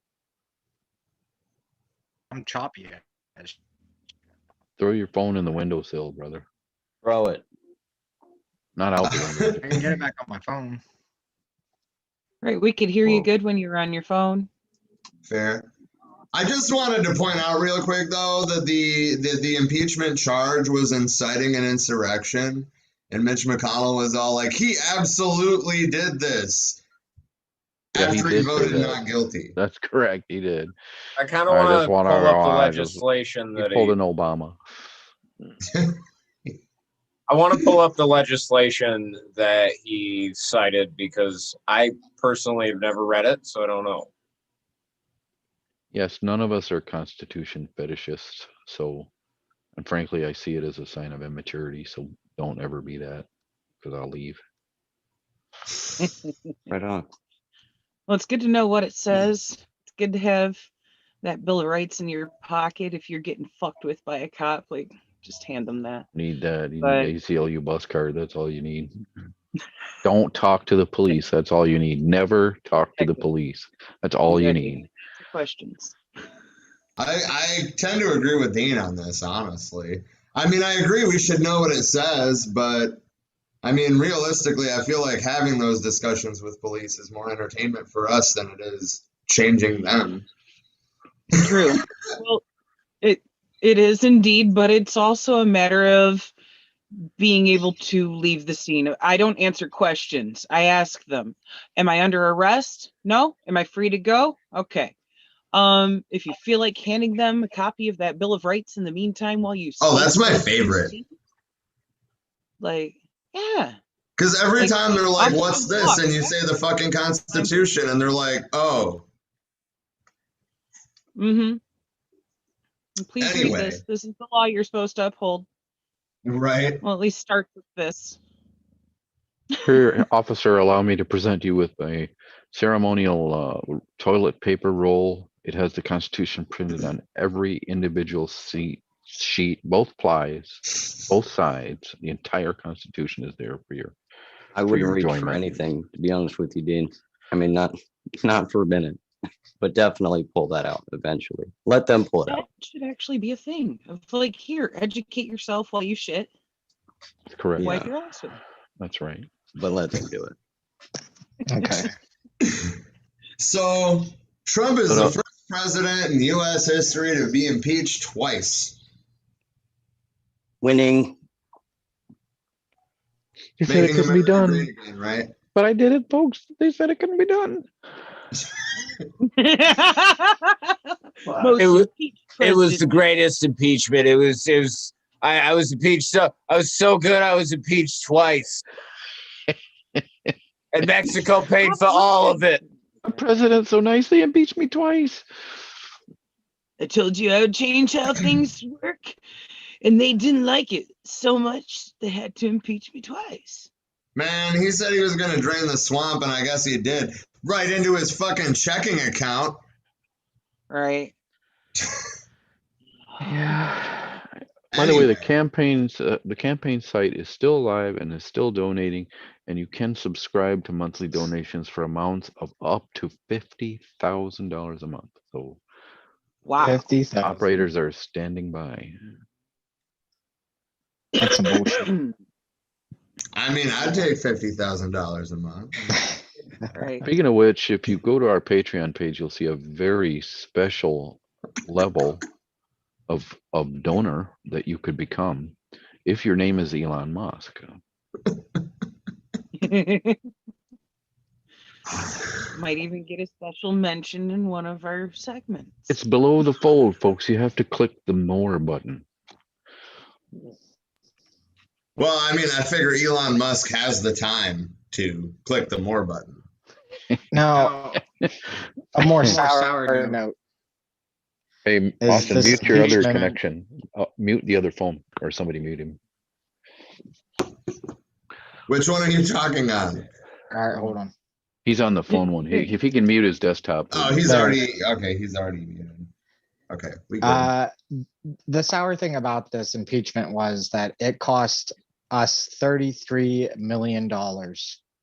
Yep. Now, just imagine what that could have done for homeless people or for kids out of school, parents out of work. You know, I mean, it just that could have went to a lot more than impeaching this, whatever you want to call him, ex-president. I guess he's still ex-president. So, put it nicely.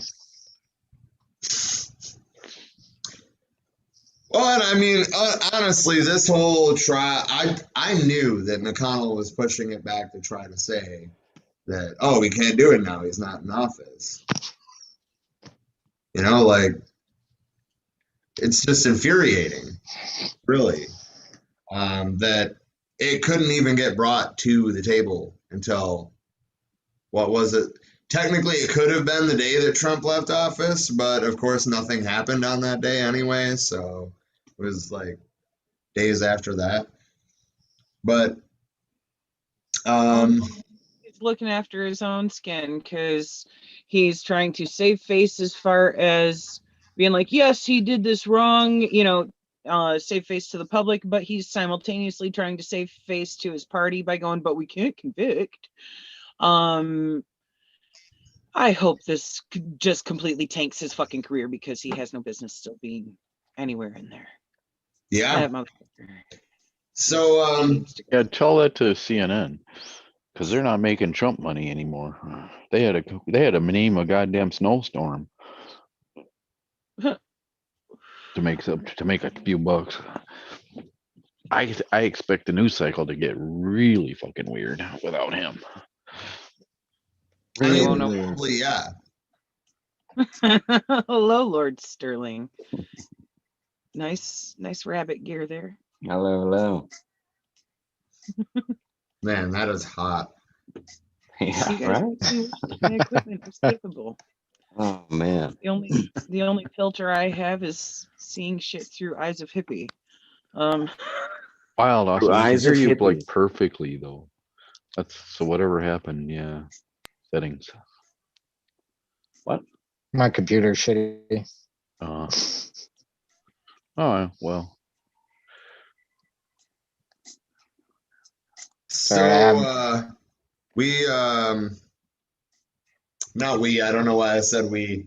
Impeachment managers began Saturday saying they had decided to call a witness. Washington Republican Representative Jamie Herrera Butler. Who the fuck is that? Oh, I know, right? So I actually don't know who he is, but after the defense rested, he issued a statement detailing again, which he had just told them, that Trump had gotten into a shouting match with Republican House Leader Kevin McCarthy during the riot, telling him, well, Kevin, I guess these people are more upset about the election than you are. Fuck you, My Kevin. beautiful people, we love you.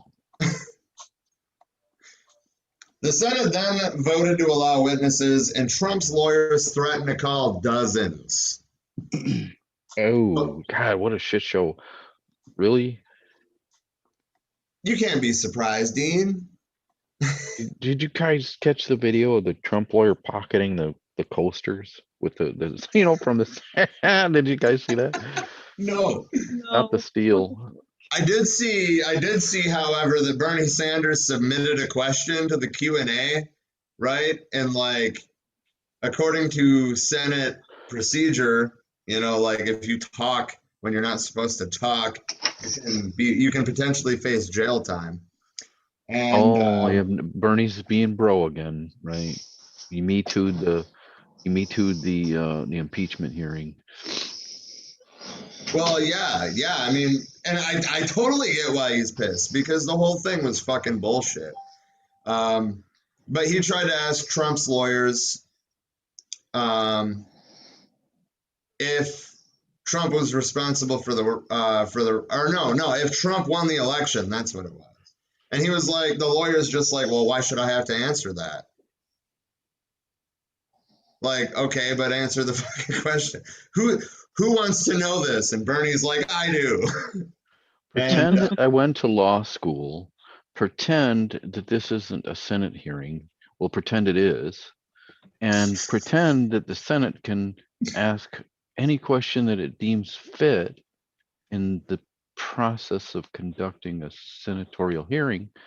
And yeah, you got to answer the question.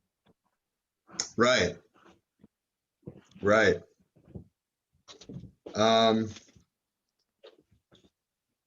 So Natalie said it's pathetic the amount of waste of our tax dollars, and then they take months over $600, and where's that $1,400 at? Well, I want to know where the fucking 2,000 is before that. Yeah. I know the impeachment trial came first, and really it was all for show.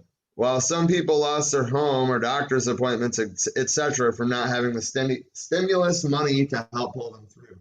And that's a great fucking point. Where is the stimulus? $2,000 checks will go out the door if we win Georgia. Dude, it's been how long? Well, Been since before Trump left office. That's how long. They've been in talks about this since the beginning of September. Oh, December. Sorry. It took So, until December for the conversations to even begin. yeah. Trump's lawyers, however, did not stick to the narrow constitutional argument. Instead, they accused Democrats of using the impeachment process for partisan gain and of trying to disenfranchise people who voted for Trump's reelection. On top of that, the defense declined to provide evidence of what the president knew about the violence, when he knew it, and what he did about it. Of course they didn't. I'm not even remotely surprised there. But again, the whole trial was on whether or not he incited that insurrection. And I don't think that his lawyers even tried to refute that.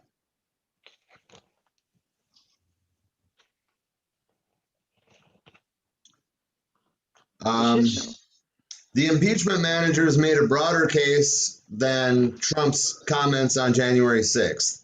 They argued that Trump laid the groundwork for false grievance on the part of his supporters with 2 months of baseless claims of widespread election fraud that cost him the election, and years, in fact, tolerating, condoning, and encouraging violence.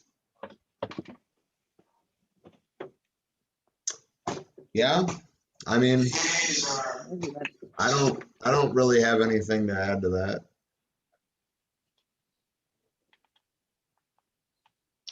Did you see that the Republicans met with the lawyers, with the Trump lawyers? I mean, of course they did. Of fucking course they did. No, I didn't see that, but wow. Yeah, they met with Trump's lawyers. So I mean, how the hell is that even legal? You know, I mean, talk about in cahoots. I mean, in cahoots. I like that. Carry on. Sorry. Collusion. I mean, how many of those Republicans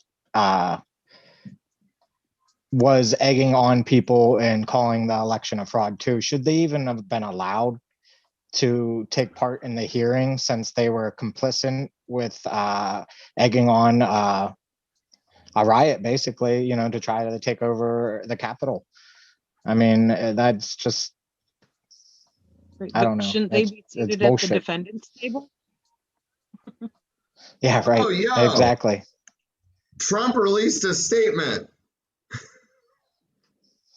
from the office of the former president in Florida. It just says the office of Donald J. Trump. Oh. But it does have the presidential seal on it. Can you see it? Nice. Yeah. President old. He got fired. The office of the president old. Where it's not the seal. It's not the seal. The statement read, "I want to first thank my team of dedicated lawyers." Yeah, they just fucking got you out of a pickle. "My deepest thanks as well to all the United States senators and members of Congress who stood proudly for the Constitution we all revere and yada, yada, yada. Our cherished constitutional republic, yada, yada, yada. It is a sad commentary on our times that one political party in America is given a free..." Oh my God. Are you fucking kidding me right now? So, like, he got out of it and he's still just talking shit. Fuck yeah. Right? That's Trump, what he what do you does. expect? Yeah. Holy shit, dude. I thought this was actually going to be like a graceful exit from the public eye. Boy, was I wrong. Whatever. Holy fuck, man. We know you really didn't think that. No. Yeah, you're right. You're right. You're right. I always have and always will be a champion for the unwavering rule of law. This has been another phase of the greatest witch hunt in history. I bet there's some people, I bet there's the spirits of some fucking innocent people that were burned at the stake for no good reason that would have some things to say about that claim. I'm just high for this. Let's do it. Kidding. Well, I mean, look at the bright side. I mean, now Mitch McConnell and all of those people on the list that you showed can get back to the business of making it legal to tie your child to a fence post or um, whatever it is that they want to do, or whatever it is that fulfills the oath that they took when they get up in the morning and look at themselves in the mirror and they say to themselves, how can I make people's lives more difficult?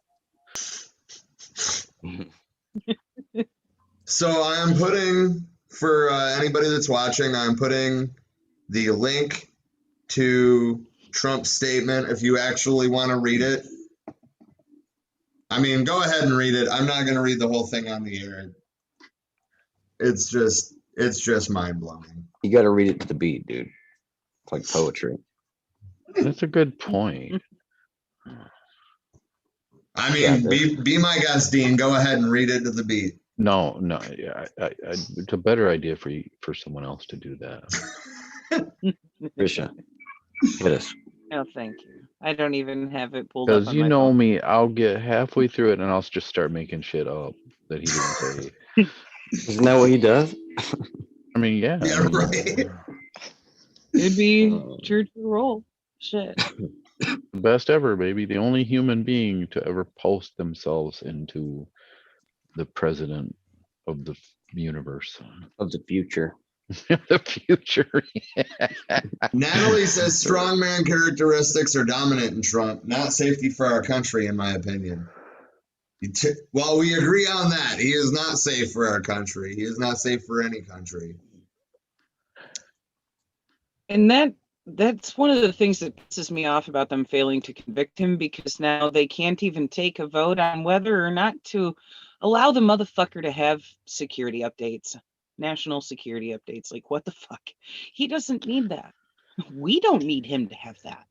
You know what will happen is the Southern District of Manhattan, the one that always hauls his ass into court. That we underestimate how pissed off New Yorkers are at this asshole. They will make his life a living hell for years to come, and he probably will face criminal charges. So it's not over. I don't think it's over. So they had a dog and pony show, and Mitch McConnell got up there and he said some stupid shit about making it legal to chain your kid to a post. But It was a real thing. it's not over. Wait, so that, like Sterling just said, that was a real thing? Well, Right. it's I Mitch thought you were McConnell. smart. I'm being a complete smartass, of course, but it seems viable, right? It's plausible, right? Yeah. You just unnecessarily stress me out, Dean. I was like, what the fuck? I'm just reminding you of the stripe and the color of the animal that we face. Yeah, that's fair. We should keep giving him updates, I think, but we should give him the wrong updates and just fuck with him, right? And let him tweet. Let him tweet I'm a bunch so of. down for that. Honestly, dude, yeah, let's give him the wrong updates and then see what countries try to respond to the wrong updates, and then we'll know. Well, maybe not. Depends on if he gets his social media back. Because he could just be tweeting, national security shit, that he thinks is legit. See me on Parlor, folks. I'll be on Parlor. Probably God. already is. Fuck. Love you. Love you. Fuck you, Oprah. None of those guys never were offended by the fact that he basically was, like I said, an effete, petty, social dilettante who was more concerned with his beefs with Anna Wintour than he was, whether or not he was going to make it legal to shoot black people.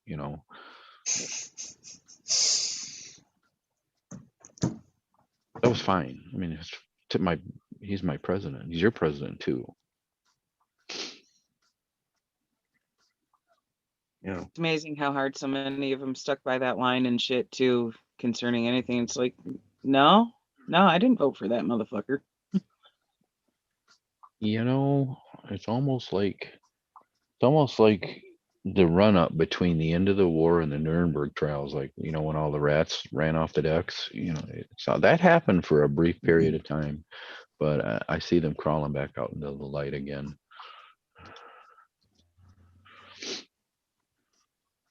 Yes, I did just compare the aftermath of Trump to the aftermath following Hitler's suicide. And I'll do it again if you let. I'm sure we will. But I mean, Dean, you're my hero sometimes. You know that? Thank you. And I mean that sincerely. Just sometimes, though. Oh, well, that's an aspirational remark for me. In the meantime, we'll ask Mitch McConnell if he plans on wearing a mask. repealing the 13th Amendment this month or next. Damn. Since it's Black History Month, I would have thought that they would have tried to get it done this month, but no. See, this is this Trump business you gotten. You know, what do you want me to focus on here? You want coronavirus checks? You want Trump impeached? You know, or do you want it to be legal to shoot black people? Mitch McConnell's got to know where to focus his energy. Come on, people. Come on, yeah, give me. You prioritize. You prioritize this list. Oh, we need him the fuck out of there.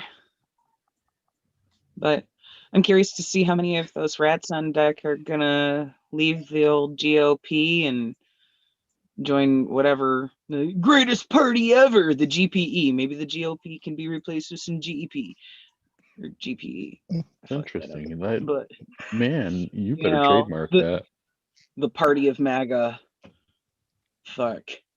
What are they calling it? The Correct PPP? me. The Patriot Party. The PPP Party.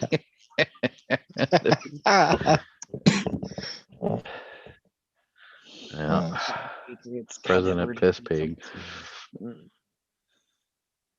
Who they ran against Mitch was she was a Democrat that followed Trump. Am I wrong about that, or? Yes. Damn. Oh, you're correct.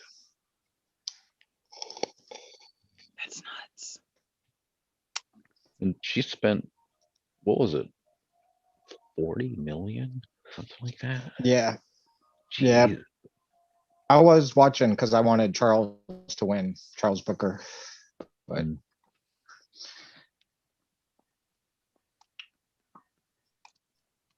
I don't know where we're at in the slideshow. Oh, well, So- as usual, I have completely co-opted the agenda. I'm Okay fine with with it. that too. I'm totally fine with that too.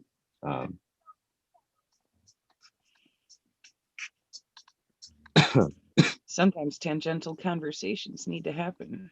Someone McGrath. hit me with Bloodbath this, McGrath. How could I forget? with this speech of Trump's. Where's it at? We're gonna get weird. We're already getting weird.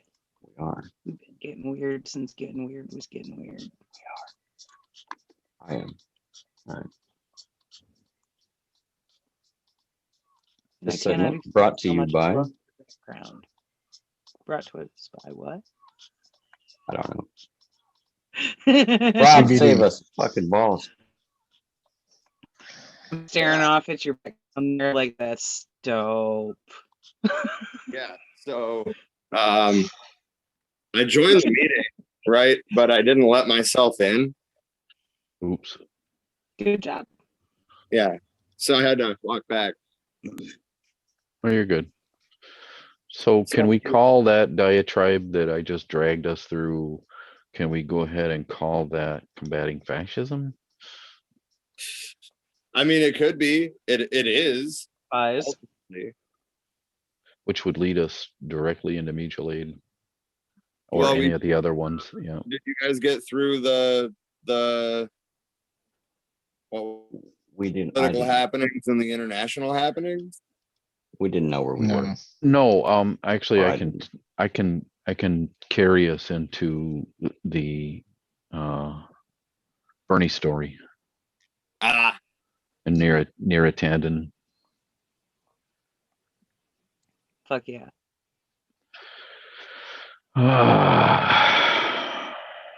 At her confirmation hearing, Bernie on Wednesday last, right? I guess this wasn't a recent thing that happened. I think it happened anyway. She's being called on the carpet about her past tweets, and if you notice, you haven't followed her on social media. She's a poster, and I think she's got a team of several people that are combing through trying to delete these things, but the internet has a very long memory about these sort of things. I think Bernie had the choice to print it on a billboard and walk it around the confirmation hearing, and he chose not to do that. I don't believe he actually called a single tweet specifically out, but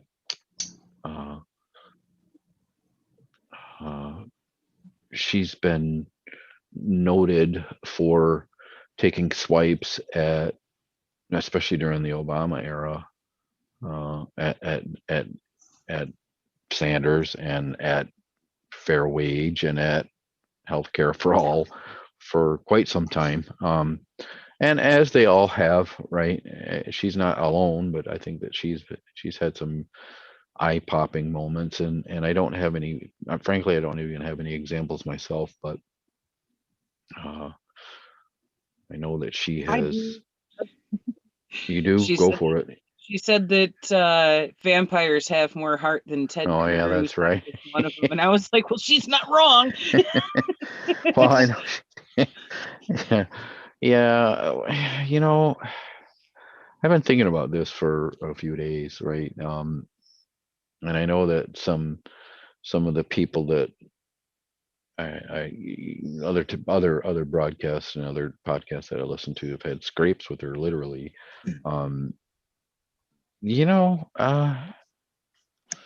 I think that if you go through my Twitter or any of your Twitters, I'm pretty sure you're not going to find anything that's going to lose us a job. I mean, not and not that that's in danger here. And I want to be clear. I really don't think we're having a dog and pony show, and we're going to have we demand that you explain yourself and your actions for your gross misconduct. And by the way, you go ahead and take that job. Anyway, they're gonna confirm her. I feel like I could be wrong, but is she a shithead? I don't know. I mean, Trish, what do you think? She attacked the fuck out of Bernie during the campaign, so yeah, I'd say she's a shithead. As far as the stuff she's had to say about some other people, though, there's moments like that Ted Cruz one, if it's like, well, she's not wrong. But I've heard overall, rumors. because of her, attacks against him and the things that she was saying about him, and I can't remember the direct quote right now. I had put it in the group chat, but I don't blame him for calling her on the rug the way that he did. It needed to happen, No. especially concerning the corporate donations. That right there makes her a shithead. Absolutely. Yeah. No. Well, and I There's mean, she rumor that deleted a she's whole bunch of tweets recently too. So I mean, yeah, she's got a team of tweet deleters. Because yeah, she's but been Natalie posting like a said it mad was- woman for years. yeah. Hey, at least it wasn't Jewish laser like green. Oh, this lady's got 90,000 tweets. Trust me, she's got a firm helping her out. Right. And I do believe that That- she's one of the architects of the Bernie Bro movement. So everybody on this call, everybody listening to Yeah. this podcast, and everybody in future listening to the podcast, if you were called a Bernie Bro, or if you were associated with a sex predator because of your support for Bernie Sanders, that's who you should blame, right there. Holy shit! Didn't realize that. I got a COVID test today, and the results are already ready. Wow. Wow. You're hearing it live, folks. That's On the bad. air, we will reveal whether or not the rabbit will live or die. Well, No one on actually, this call I have to knows have what that is. Emily log me in because she made the account. Shit. So we don't know yet. Oh, we need some suspenseful music.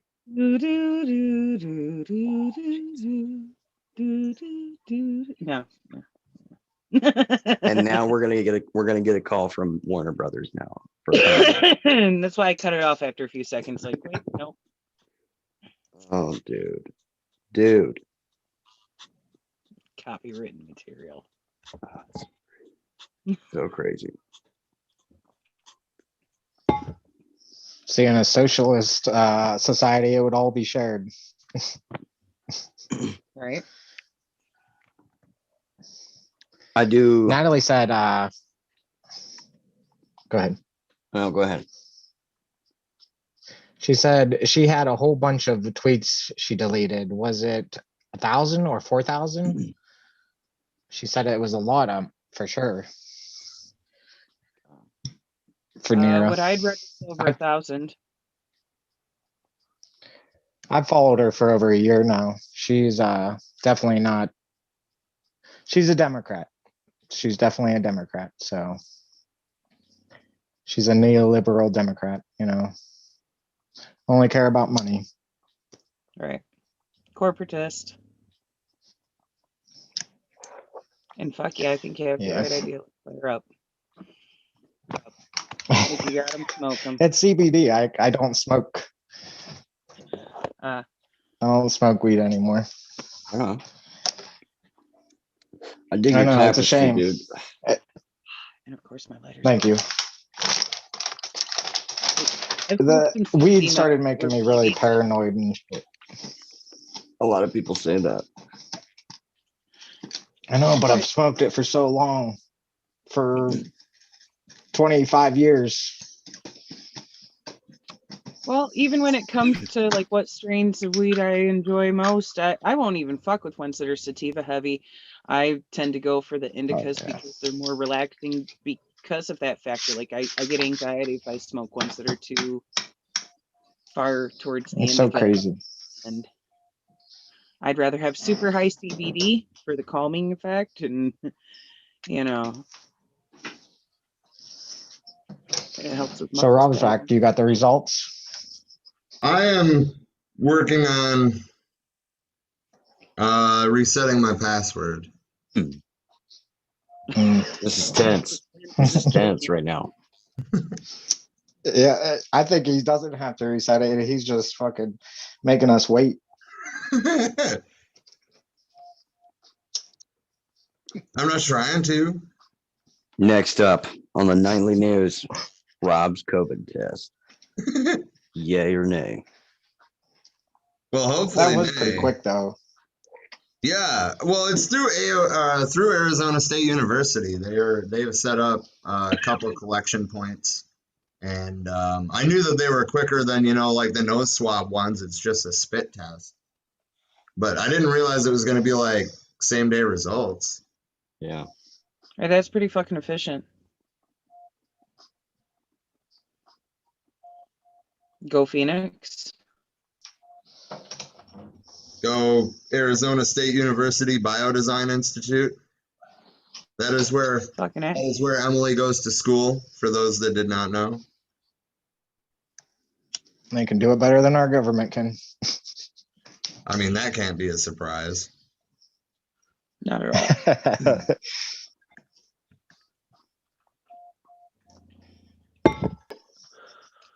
But can you get into your account? That is the question.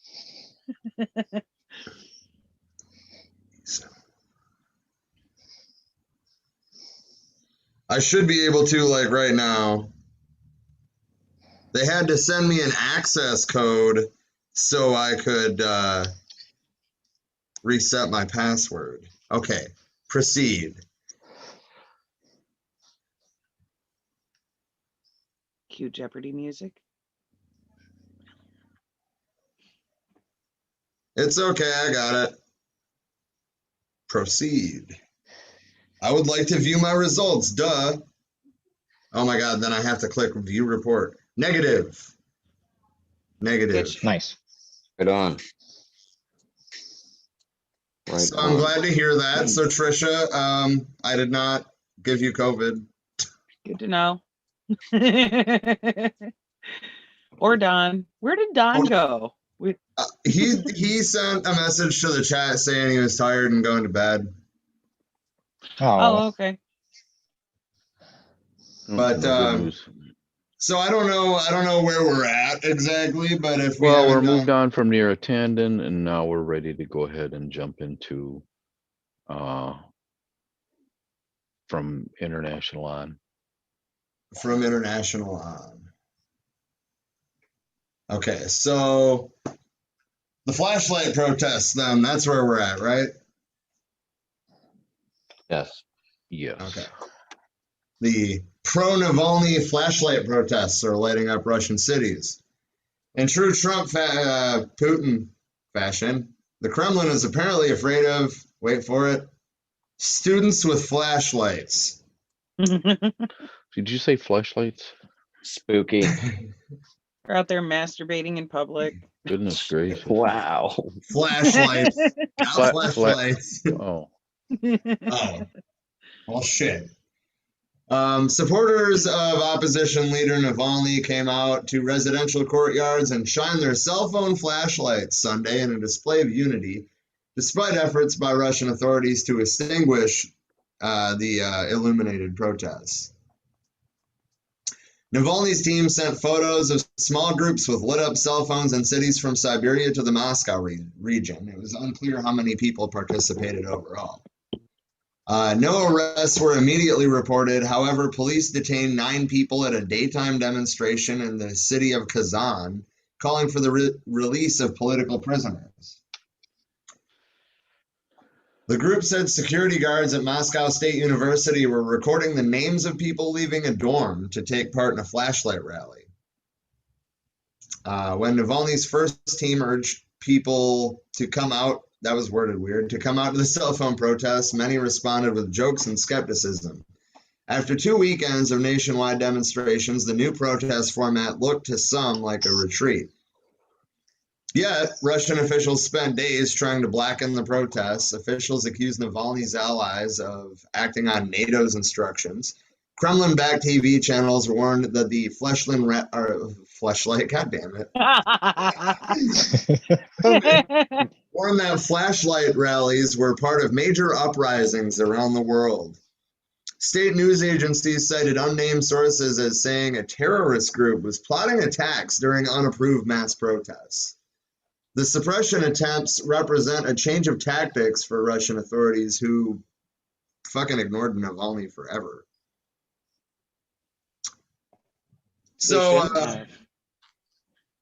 oh no, they shouldn't have. And then they tried to, silence him the other way, and he survived. And now Putin's life is hell, and it's kind of glorious. So they used flashlights. What would we use? Each of us.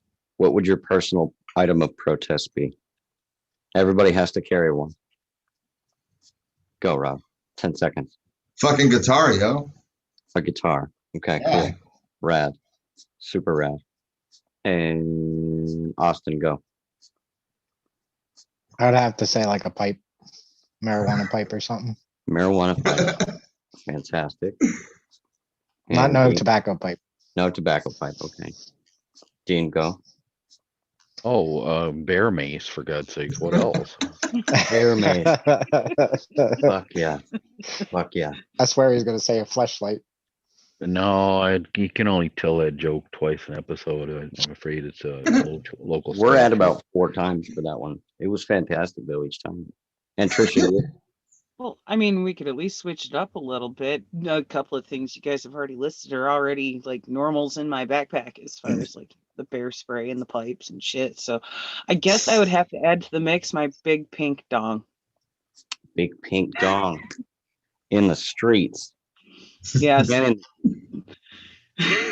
Since our fucked up brains keep going towards fleshlights, fuck Rule it. 34. fucking A. Initially thinking my bat, but it steered off in another direction. It makes Well, you perfect could really sense. beat the conservative out of somebody if you used a pink dong on them. So This is true. This is very true. Leave him a nice mushroom head and fucking Bruce. Stamped. Oh, man. Stamped. God. Horrible. With a W. And he's a slut. So the next thing is going to be about India, right? Which we've also been watching a little bit. They have arrested climate activist Disha Ravi. I don't know if I said that name right, but over the Farmers Protest Toolkit, which the toolkit was shared by Greta Thunberg, and that's how a lot of people heard about it, which is pretty cool, honestly. Like, that's some pretty comradely shit. Comradely. Fucking A. That's a new name, new boy name. You got a baby boy on Comradely. That would make a good band name. Fuck yeah. Delhi police confirmed the arrest of Disha Ravi, who was in her early 20s, in a tweet on Sunday that accused her of being a key conspirator in the document's formulation and dissemination. The document, unsigned and publicly available on an encrypted sharing site, provides a list of ways supporters can help the ongoing protests. The main aim of the toolkit was to create misinformation and disaffection against the lawfully elected government, according to the Joint Commissioner of Delhi Police. Sounds a whole lot like Trump's fake news bit, don't it? Indeed. Anyway, the toolkit instructs people to call government representatives, share solidarity hashtags on social media, participate in rallies, and sign petitions.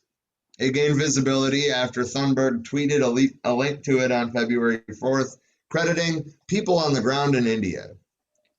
So let me get this straight. They arrested her for disinformation because it contains instructions to call government representatives and share solidarity hashtags? You fucking shitting me? Kind of makes me wonder what exactly would end up getting monitored there as far as activities, though. Like, here, be a snitch is what that sounds like to me. See something, say something. Right. Right. The move appeared to anger Indian authorities. The same day, Delhi police announced that they had launched a criminal investigation into the toolkit's creators and would look to charge them with sedition. So that's probably what she's looking at. Charge them with sedition, provoking or inciting a riot, and criminal conspiracy. What was that, Trisha? How is telling people to be a snitch sedition? She's like, give them info. No, the protesters' toolkit was not like be a snitch.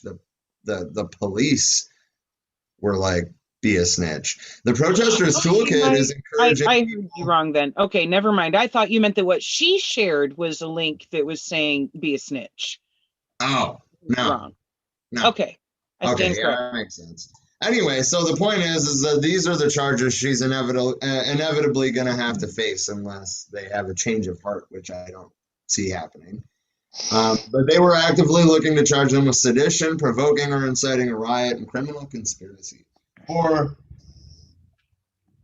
encouraging people to contact their representatives, for encouraging people to attend rallies. There's nothing even that bad in the document, from what I've seen anyway. Of course, I haven't seen the whole thing.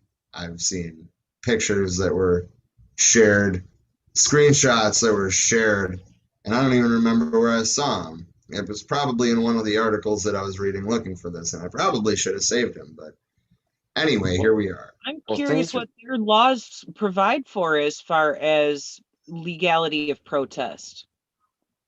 Then that's what that begs to question. I mean, that's a fair question, but I don't think that the Indian people give a shit about what their laws say about their protesting right now. They're rolling out en masse on their tractors with no fucks to give, and I love it. It's bullshit what they're doing, but the situation in India is super volatile. Like, the entire public is a fucking powder keg, and it's already went off in multiple places. So what she's doing, they're going to leverage that situation against her. Like, yo, you're moving a mass of people now that are super dangerous right now. And she is, but she's obviously doing it for reasons we agree with. But They're gonna nail her to a cross if they can. No, Well, doesn't that sound a little like? That's why I was pointing out what the charges were. That sounds a little like what they were trying to do with Trump. I mean, she's trying to give people information and trying to help them, rally. And Trump was doing the same. We didn't convict him here. He was doing it over a bullshit reason. She's doing it over the right reason. Fantastic comparison. And they're gonna prosecute her for it. And Yeah. So there are some quotes from the document. The call. Okay, so first, I guess I'll read this police tweet, translated, of course. The police said the document predates and indicates a copycat execution of a conspiracy behind the 26th of January violence. The call was to wage economic, social, cultural, and regional war against India. Worded a little strongly, eh? Anyway, so in this document, there's an action plan that on or after January 26th, there will be a digital strike and a tweet storm, and also physical action on January 26th, said the Special Commissioner Praveer Ranjan at a news conference on February 4th. Using this toolkit, people were informed on how to enter and exit Delhi. On Monday, police accused Ravi of starting a WhatsApp group that collaborated on the document. Oh, no. She worked closely with them to draft the doc. She was the one who shared the toolkit doc with Greta Thunberg. Thunberg, why can I not talk? Adding that Ravi had helped spread disaffection against the Indian state. And she has been in police custody for 5 days. So at the point of this article being published, had been in custody for 5 days with no charges filed. That's completely unacceptable. But there's a lot of Indian politicians expressing anger, calling the arrest shocking, and calling it a clear show of harassment and intimidation. And I'm just glad that there are a significant number of politicians there that are standing up to this, like, hey, yo, this is fucked up. Right. Because the people have a right to march in the streets, regardless of, we should Google search that of what their laws say. That is an inherent human right that they shouldn't be stopped from organizing together when they're fighting for the rights of labor. They're doing this for the right fucking reason. They're going, wait a minute, quit fucking exploiting us, and they have every fucking right.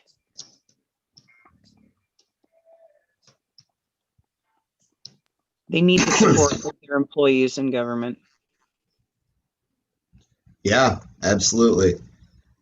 So the next section, I think that it's kind of important to bring this up right now, is that tomorrow there is a fast food strike. It is in at least 15 cities, I should say, holding a Black History Month strike tomorrow to demand that McDonald's, Burger King, and Wendy's pay them at least $15 an hour. I think it shouldn't be limited to those three chains. I think that everyone needs $15 an hour or more. We were calling for 15 an hour 10 fucking years ago. It's too little, too late. And I mean, with Biden's plan, we're not going to get it until 5 years from now anyway. Like, fuck. Workers in cities including, but not limited to, Atlanta, Charleston, Chicago, Detroit, Houston, and St. Louis will be joined. I would imagine Flint's going to be on that list too, because they were for the last fight for 15, national call to action. Plymouth struck several times without the nation even noticing. Well, that too. But I find it interesting that they're excluded from this list. Detroit, Houston, and St. Louis will be joined by home care and nursing home workers in support of a $15 minimum age and the right minimum wage, a $15 minimum age, right? And the right to join a union. These should be I mean, honestly, the right to join a union should be written into our constitution like it is in most of the Scandinavian countries. Right. But, you know, what the fuck do I know? I'm just some fucking dude, right? Who would love to unionize? Yeah, same. It should honestly be $20 an hour right now. I mean, across the board, if you work 40 hours a week, you should be making $20 an hour. I'm sorry. I don't care With what you're doing. inflation, Yeah, I apologize for that. with inflation, I think it should be around 26 or 27 right now. I mean, that would be 26. great. So really, I mean, Yeah. Look here, Inflation Jack. and production. Look here, yeah, Jack. production yeah, has yeah. gone up. When I was 18 in 1960, no, I'm just kidding. I think that's Biden was. I think the minimum wage was $1 an hour, which is like today, which is like the equivalent of $950,000 today.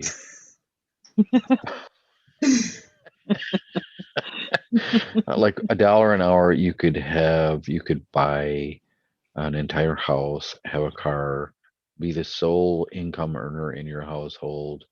You could buy 2 cars, a golf cart, and eat out at least 3 nights a week. And Go on vacations. Yeah. Go to college. shit. Pay for it out of pocket. No student loans. Yeah, they used to. I mean, they used to work through college. People would literally get a part-time job and pay off college while they were there. Yeah. It was a damn Yeah. thing. One Yeah, of those absolutely. things. They started doing student loans to quote unquote help people who couldn't afford to pay for it out of pocket, but all that's resulted in is a fuck ton of us graduating with a lifetime of debt hanging over our heads. Yeah.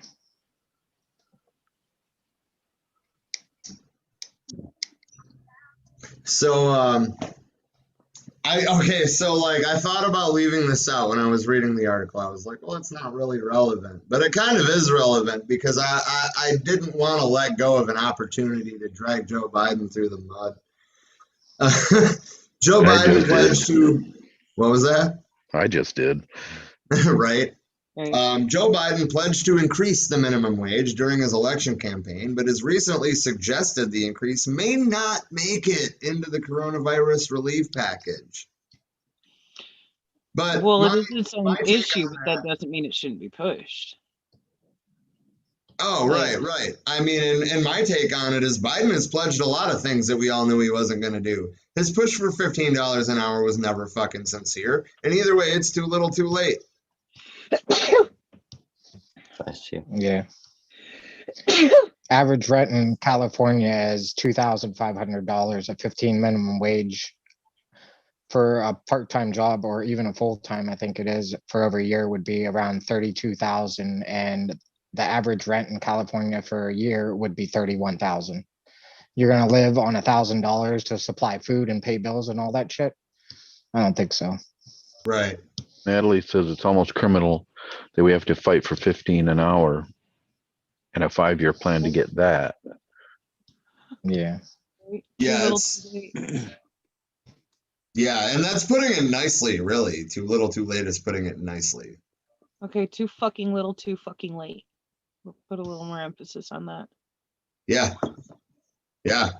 So, Taiwana Milligan, a McDonald's worker from Charleston, South Carolina, said, "This Black History Month, we have a chance to make our own history by winning a living wage of at least $15 an hour and lifting millions of families out of poverty." That's the whole fucking point. And I can't believe that people are still fighting about whether or not anybody deserves it. I'm so sick of hearing the old worn out, fucking, oh well, if they make $15 an hour flipping burgers, then why do I do X job? That's a good fucking question. Why do you? If you don't fucking like it, why do you do it? Or if you're not getting paid enough, Why aren't you going, okay, everybody should see an increase in pay across the board? Nobody's saying you shouldn't see an increase in pay too, motherfucker. Instead of hating on the people who are even worse off than you are, get mad at the motherfuckers who deserve your anger, i.e., whoever the fuck is capitalizing off of your time, your labor, your skills, your education, the whole 9 yards. Yeah. Get mad at them. The one I like the most is when they say, "Oh, minimum wage is not supposed to be a livable wage. It's supposed to be for high school kids." Bullshit. That's why they made it. That they made it for a livable wage. Precisely. That was Actually, literally part of what was being said at the time too, of why they needed to pass it, to make sure that you were making enough to survive. aren't people under 18 allowed to be paid at a even less scale than minimum? Not sure, but I wouldn't be surprised. Wait staff still is. Well, yeah, but I think if you're under 18 and your hours are limited too. Yeah. But I believe you're paid less than the minimum wage. That's sad. When I was in high school, I worked at a fucking ice cream shop, and the minimum wage at the time was like $5.85 or so, and we started out at $6.50 there. You know, they're like, we're gonna pay you more than minimum wage because, you know, we appreciate you. And you're gonna say something. Probably handled at the state level, but it is. I think they can get away with paying people who are under 18 like half the minimum wage. I could be wrong. I know that in correct Michigan, me in the comments. Well, I can't say that was what the law allowed. I know Michigan does allow minors for the first 90 days on the job. At least that was McDonald's policy. They did pay a training wage to minors, and they can't go below the federal minimum. Is the whole thing. But I mean, that being said, you know, the minimum wage in Michigan was at 8 something, and they were paying them $7.25. That's what I thought. Yeah, that's fucked. That's exploitation of child labor. Yeah. Yeah. So the next thing, honestly, I wasn't sure if I should put it in Power of a Strike or in the international happenings, whatever. But the general strike in Myanmar is officially underway. We briefly touched on that. I think it was last Monday. It might have been Wednesday. I don't know. It was one or two. But hundreds of. Oh, go ahead. Let me say something. One thing real quick. It says right here that what is the youth minimum wage? The youth minimum wage is authorized by section blah, blah, blah. By 1966, blah, blah, blah. The law allows employers to pay employees under the age of 20 of age a lower wage for a limited period, 90 calendar days. So they're allowed to pay them $4.25 an hour for 90-day period. So your 90-day period, they're allowed to pay you lower than the minimum wage. Wow. Just thought I'd throw that in there. And I think, like I said, I think if you're, I still think there's even a level up above training wage and below federal minimum for a lot of states. So they're probably, I mean, that's the first thing I've seen. So yeah, well, geez, I wouldn't put it back past them. So you know, the message is clear. I mean, if you're a kid, don't work. Yeah, totally not worth it. Under the age of 20. So 20, I wouldn't consider 20 a kid anymore. You can go to college, you can take on debt. So I mean, that's a little strange, but yeah. Right, that's fucked. Like, you've already entered adulthood as far as the responsibility factor goes. You could have your own rent or house payment or something that you have to pay, utilities, all that shit, and they're gonna get away with paying you less. It's bad enough to do to somebody drafted who's to the military. Right. Yeah. Fuck, look at how many people get God, now the term just slipped, where basically if you're underage you can petition the court to be your own guardian legally. And emancipation. Yeah. Who does that anymore? Does anybody even do that anymore? that a thing? I knew a couple people who did so when we were in high school. Hmm. But I mean, we're I talking knew 20 one or years. two. Go ahead. Nowadays, it's hard to. I said I knew one or two, but yeah, nowadays I think it's a little harder to live on your own. Especially when you're that young. Yeah. I Right. went to Keystone, so it was a charter school. So a lot of kids got into trouble, or their parents, they weren't allowed to be in their households. So they went to placement, and when they hit like 16 or 17, they became emancipated then because they had to live on their own because they couldn't go back with their parents. So Natalie says, I can't believe they got the age that high to limit wages for training. Yeah. I mean, some kids got to live off of that. It's really fucked. Then, and as Trish pointed out, if you're one of the many millions of wait staff, people who subsist on tips, then good luck in COVID because nobody's tipping. I seen somewhere that they were trying to take that away from them. Actually, the There's been wage several or the efforts to do that. 268. Yeah, there's been several Yeah. efforts to do that. I don't know how many of them. Some states it's as low as $1.35. Can you imagine? I mean, No, a that's slow night. we need to address at this point that tipping is fragmented leftovers of the so-called Reconstruction after the Civil War. I think it might even date farther back than that. Well, I mean, probably, but the idea was that these former slaves, when they got a job in a restaurant or whatever, the owner didn't have to pay them. Correct. I mean, Somebody said to me it recently. probably is older than that, but I mean, it has been a staple here in America since Reconstruction, and it's about fucking time it goes away. Yeah. Somebody said to me recently that if you're going to go out to eat at a restaurant and they require a tip, you got to tip them, or there's a waitress, that you need to include that into your money that you're going to spend. So you include the tip already into, I think it was actually my wife actually, we went out to eat and her parents are conservative. So they left maybe $1 a tip. So I think we ended up leaving a $9 tip on top of it, so it was a $10 tip altogether. And they were looking at us like, why would you leave that much money? The girl told us she was going to college full time and working at where we went to eat. And I mean, why would we leave a big tip? I wonder, she's going to be in debt for almost her entire life. Right. And there's a lot of fucked up aspects that a lot of people aren't aware of that happens in restaurants, where sometimes you aren't given the ability to actually directly claim your tips and how much you made that day.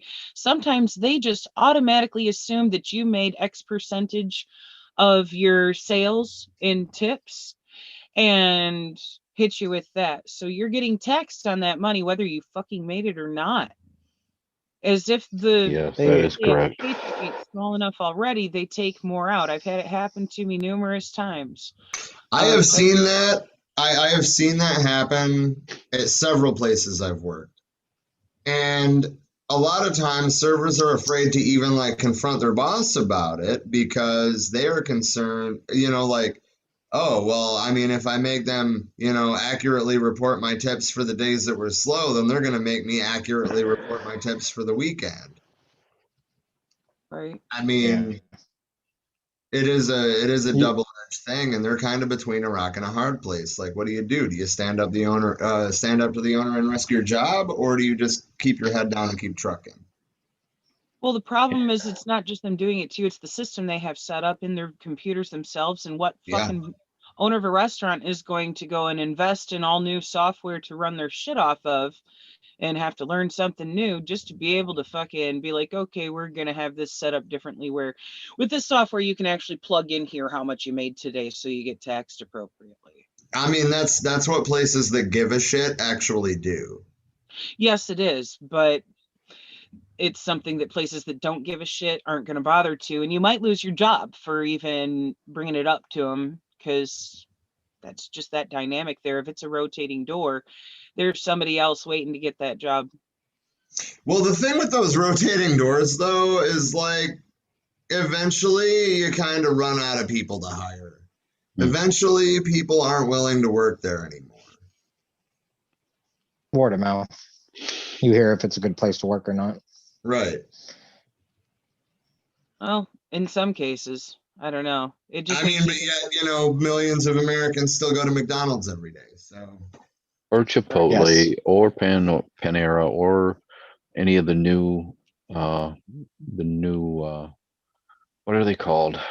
Casual dining experiences where tipping has been eliminated, and so those people are locked into a minimum wage in all likelihood. Maybe they do a little bit better than minimum, but still it's not a living wage, and that's the point, right?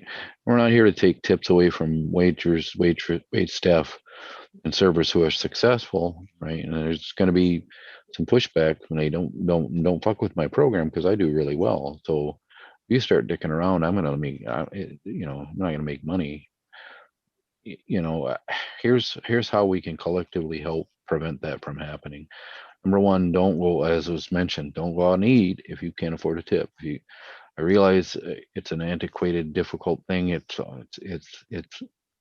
almost demeaning, right? The whole thing of fetch me my food is very medieval. It makes me uncomfortable, honestly. It always has. But these people put up with a lot of shit. right. They're 100% of the customer facing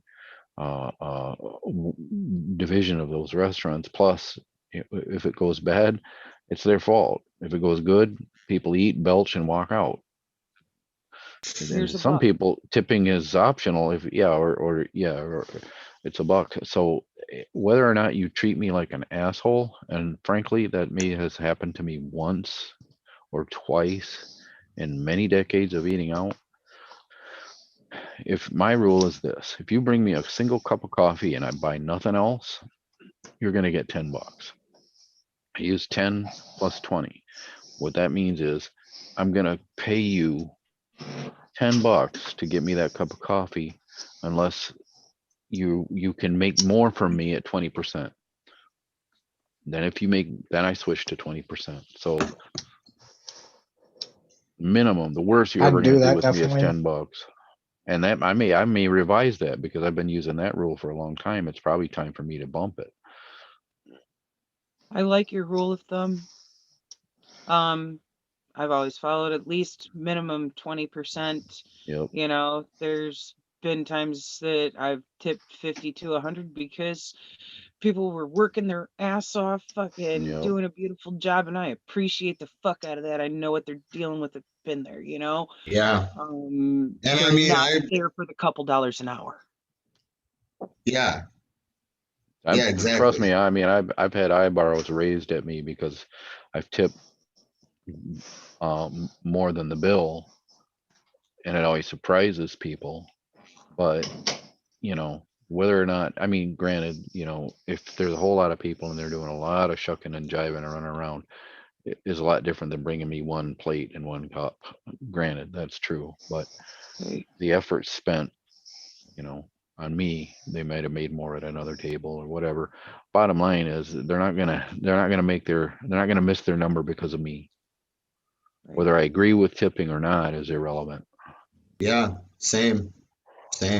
I don't agree with tipping, but I still tip well. Yeah, I'm I in don't the agree with it industry. either. I know how much they rely on that. Yeah, and Almost solely. it's because we've enabled business owners to offload the burden of wages to patrons, which is, you know, kind of garbage. They can't afford to, I don't give a fuck what they tell you. They can't afford to pay these people a living wage. And if Right. they It'll mean can't, your food And I costs mean, more. That if they can't should pay be built people a into. living wage, they need to go out of business. Period. exactly. And I mean, I feel the same way about places that don't pay cooks enough, which I Agreed. mean, I might catch some fucking flack from that from people in my own industry because, you know, I'm not even going to say almost. I guarantee that at least half of restaurant workers are underpaid, myself included. Oh yeah. I mean, Or worse, okay, they're so like, undocumented or they're under the table. So they're not even going to benefit at the end of their life with Social Security. Right. For that effort, for that labor. The under the table thing seems to be finally becoming less common. But yes, it's been a thing for a very long time. Yep. There's some, I'm not going to name names, but there's some highly regarded institutions in Flint or in the surrounding areas of Flint that are notorious under the table payers. I'm not surprised, unfortunately. We even had them here in Greenville, Pennsylvania, so in my town. So I mean, I'm sure they still are here. You know, they caught them once and they send them back or send them wherever, and then they come back. Yeah, because people got to make rent. Yeah. Get to a certain point. They got to make payments. Yep. Yeah, absolutely. So hundreds of thousands of protesters took to the streets in Myanmar for a 9th day of anti-coup demonstrations on Sunday, as the new army rulers grappled to contain a strike by government workers that could cripple their ability to run the country. Weird. It's almost like that's what a general strike is supposed to fucking do. Right. That's so I mean, honestly, though, I had a lot of fun. What are the strikers' demands? I don't know that I put that in my notes actually, but they are essentially opposing the recent military coup that happened in Myanmar. Well, I mean, they make reference to that, saying as the new army rulers. That happened in, I forget if it was the end of January or beginning of February, but there was an almost instantaneous response from the working class. It started with government workers, and well, I mean, essentially union leaders called a general strike, and government workers turned into an army of hundreds of thousands of people. Right. Trains in part of the country stopped running after staff refused to go to work, local media reported, while the military deployed soldiers to power plants only to be confronted by angry crowds. And there was a quote in the article from a guy in the angry crowd that was just like, "Nah, man, they're going to try to turn off our power, so we have to go to work." And then actually, that might be on the next page, but there's yes, okay, yeah. The military tried to control the electricity power sources since yesterday, said Ong Kwam, I don't know, a local politician. They might be able to control the power during the night while they're doing their business at night. But several power departments said in Facebook posts that they would refuse to cut the power and express support for the protesters. Nice. Our duty is to give electricity, not to cut it, said one staffer who asked not to be named for fear of retribution, adding that some colleagues were participating in the strike. The government and army could not be reached for comment. The ousted leader has been in detention since the coup, charged with importing walkie-talkies. How is that a charge? I couldn't tell you. Dangerous walkie-talkies. You know what? Those are a great thing to have be your thing at a protest. The fucking walkie-talkies. Stay in touch. Don't lose your shit. Yeah. Yeah, absolutely. Anyway, continue. So, the next thing that I got to talk about, I suppose, is, Texas. We're going into climate change now. And Texas is under snow. Yeah. So here's an idea of what Texans are dealing with right now. Of course, like those of us that live in Michigan, that probably doesn't look like very much snow, but this is Texas. Exactly. This is in Texas.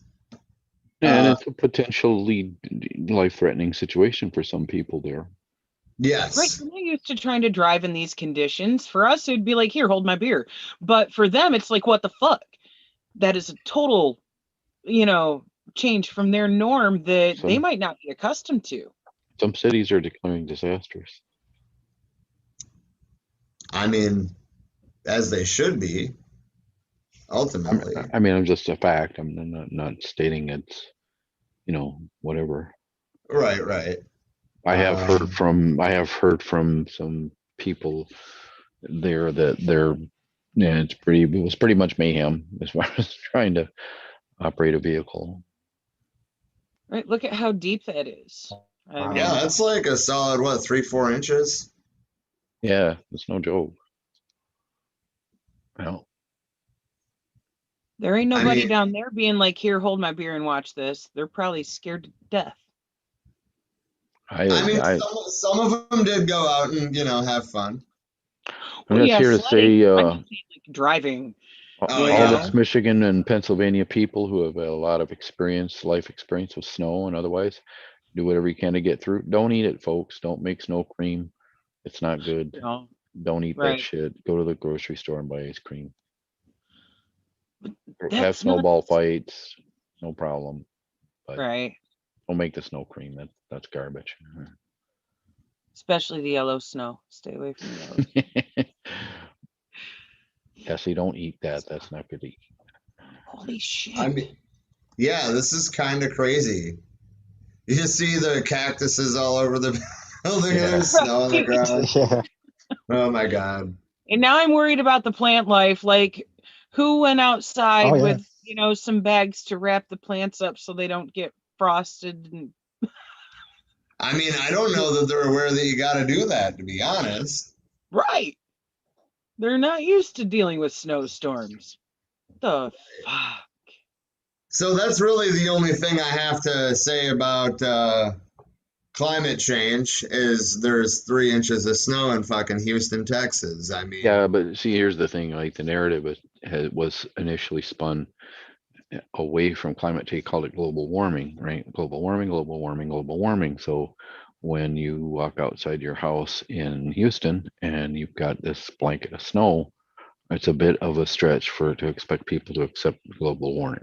So at least we finally got our language together a little bit.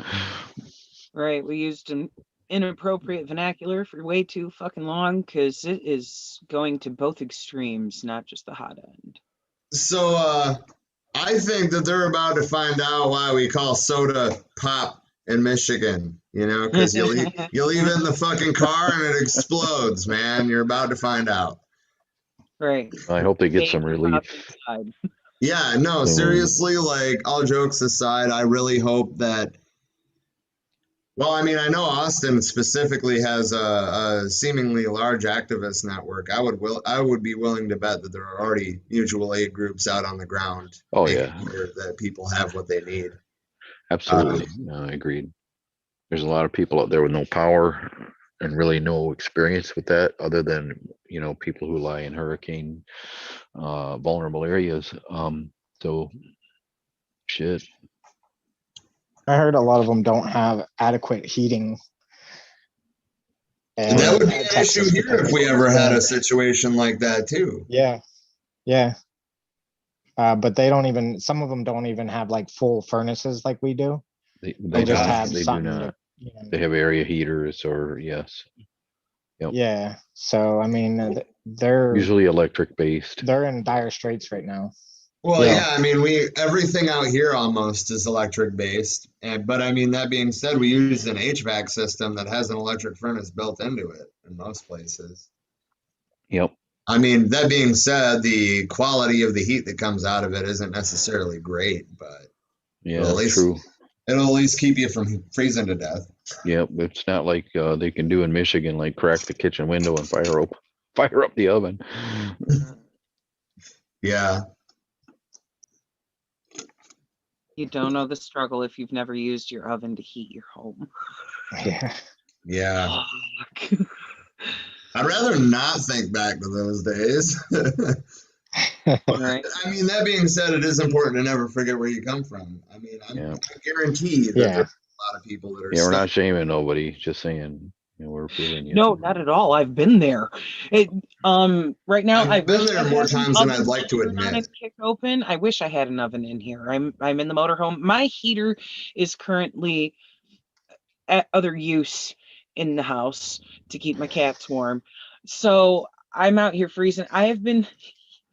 Rob knows this, so he knows he's all about to die. I've been using a motherfucking blow dryer to produce some heat out here, and it hasn't been too bad. It's kept it up around 50 or 60 in comparison to the like fucking 9 outside. But as you can tell by the fact that you can hear me right now, it is not on. So you can see my breath on the air. It's getting fucking cold in here. So no judgment at all. We get innovative with this shit. Right now, the only reason I'm not completely frozen is because I grabbed my heating pad and wrapped my feet in it. And I'm under blankets. Trisha, this is one of those cases where the mute button comes in handy. You just hit mute and run that dryer for 10 minutes. I'm thinking about it. I'm thinking about it because it's fucking cold out here. Yeah. You remember what we were talking about earlier? How it was minus 45 in the upper states in the United States, and it was 91 in Florida yesterday. 90 fucking 1 in Florida. They said it's about 135-degree difference in the United States right now. I miss That's Florida. that's incredible though. I mean, yeah, I would like to go to Florida right now actually, but I mean A freeze event in Florida would be literally an ecological disaster. We're not saying it isn't in Texas, but it would really hurt them. Oh yeah, they have shit that just can't freeze. I mean, plant, animal, infrastructure, it just cannot freeze. If it freezes, it's fucked.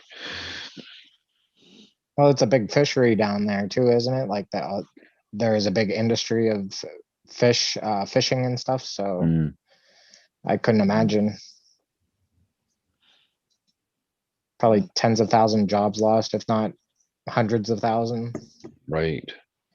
Well, and on top of that, the people who even fish for their own stuff, there's areas where literally everybody has traps in the water to catch crabs and stuff like that. And that's a significant part of feeding their families. It would be devastating for something like that to happen there on all levels. Yeah. Who's got a cat? I do.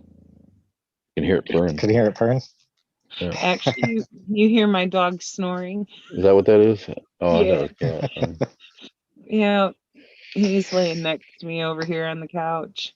I got 2 of them behind me at this point. I would warn the heroic among us who have a lot of experience with snow travel not to head to Texas to help your friends, because you'll have to go through a significant band of ice storms to do so. Right.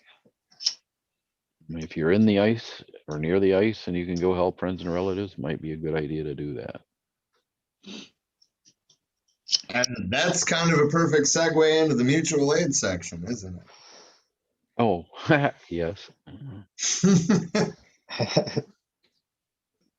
So I don't think tonight we're going to really talk much about, what other groups are doing at the moment. I think I just wanted to take the moment to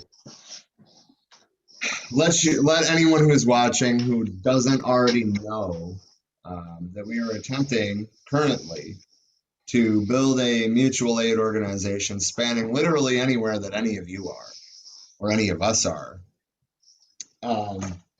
So we have an organizing group on Facebook for it where we share ideas and updates and stuff.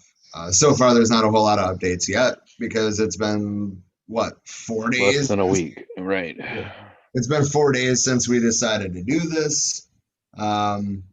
So it's still very much in its infancy, but if anybody wants to get involved, search for We Are Many Mutual Aid Organizing Group.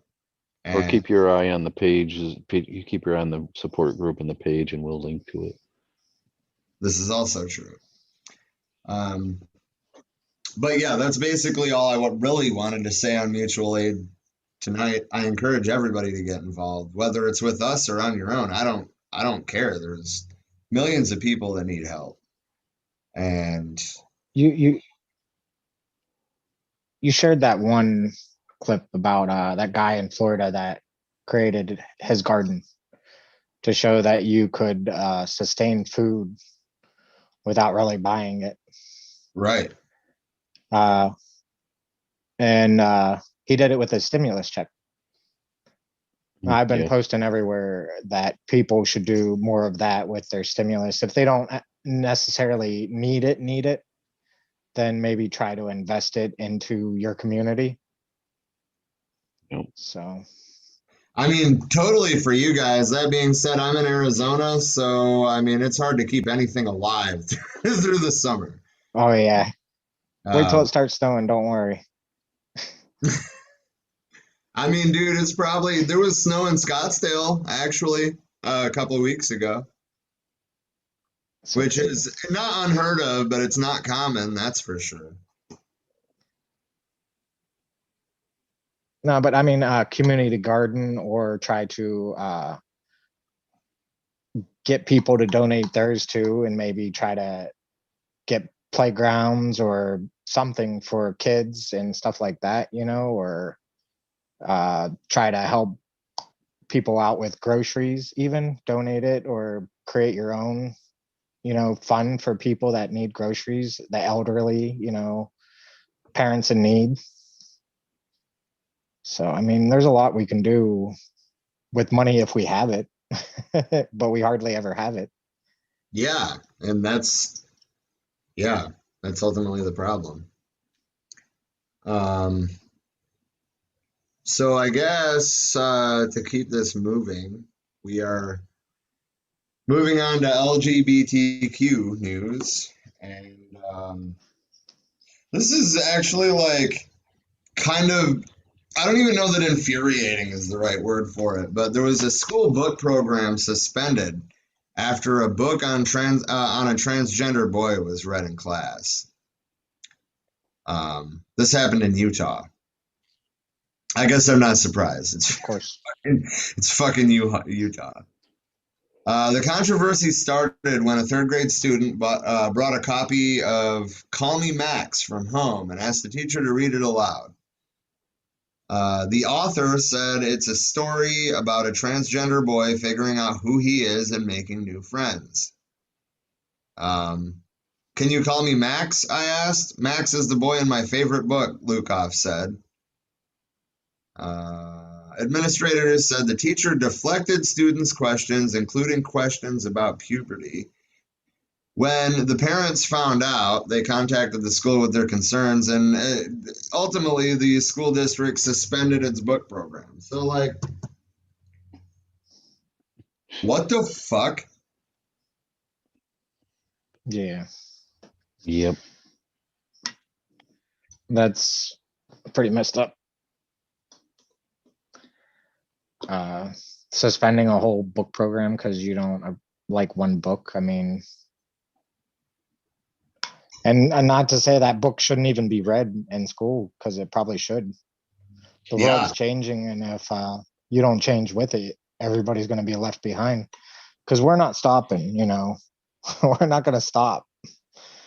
So yeah. But I lived in Utah, Salt Lake City for about a half a year. I'm glad I got out of there. I bet. So, as always, I'm going to bring up how do we grow this list?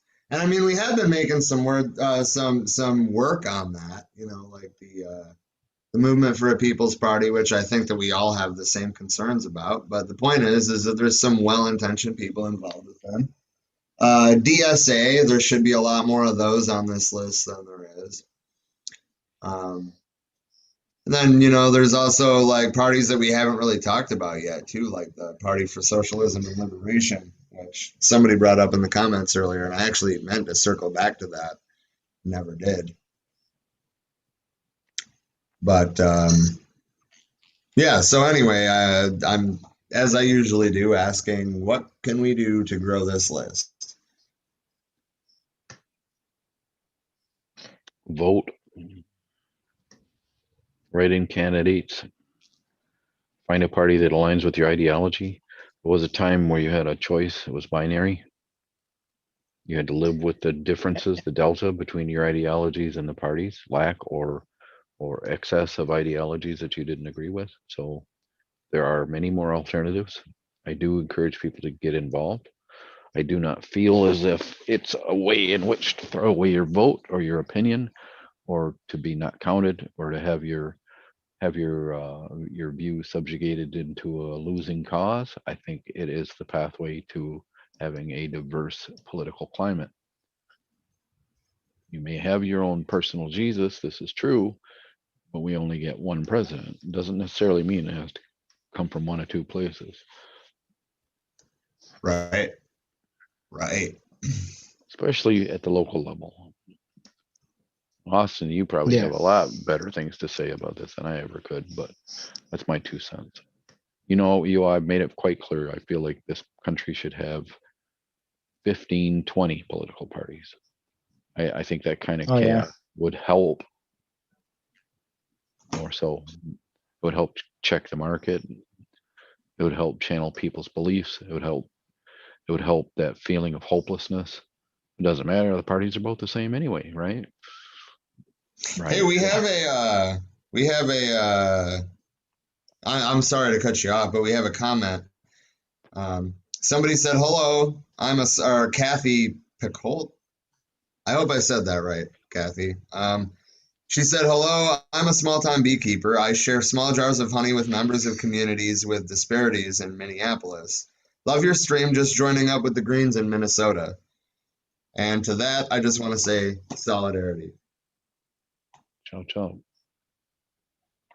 Anyway, I didn't mean to cut off. No, I was done. I'm done. You're that's just fine. It's fine. Everything's fine. Yep. Well, good news. We don't have anything because Don Good News Hughes left us.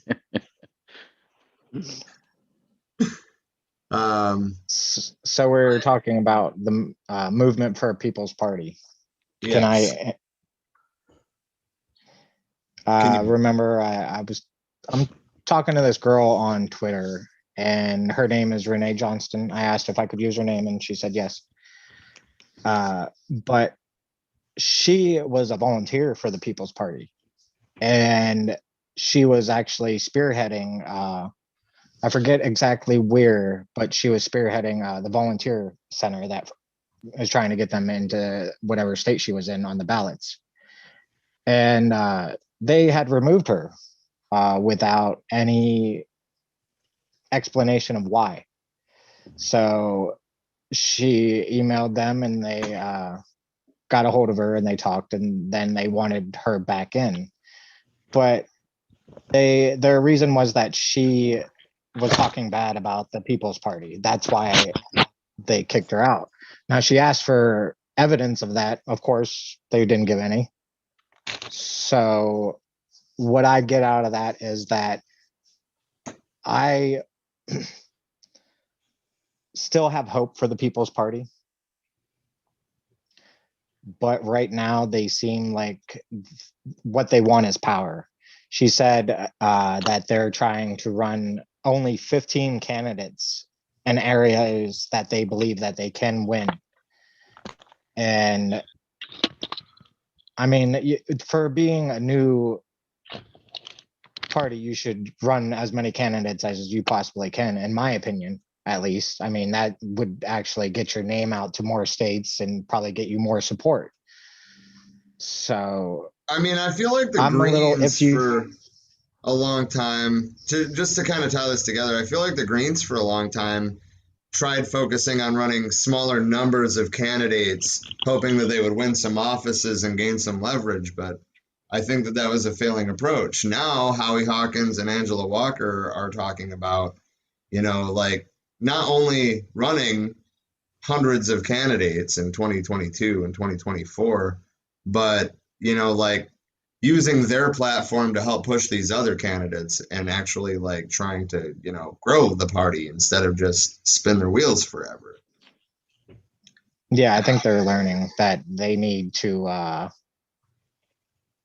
don't want to say build a bigger tent, but that's what it is. It's building more of a coalition organized amongst everybody in every state and not just in certain states. Right. We need people. We need massive amounts of people, and that's what it's going to take. It's not going to take a few known individuals. It's going to take a massive amount of people that then therefore can get support and bring them in, you know, because each person can bring, you know, 100 people, and that's, you know, a lot more people that the Greens are going to have. And I'm starting to realize that maybe the party for me is actually the Green Party instead of the People's Party at this time, until the People's Party learns how to listen more to the people and to try to get a hold of these other third parties and collaborate with them to push candidates. Right. Well said, actually.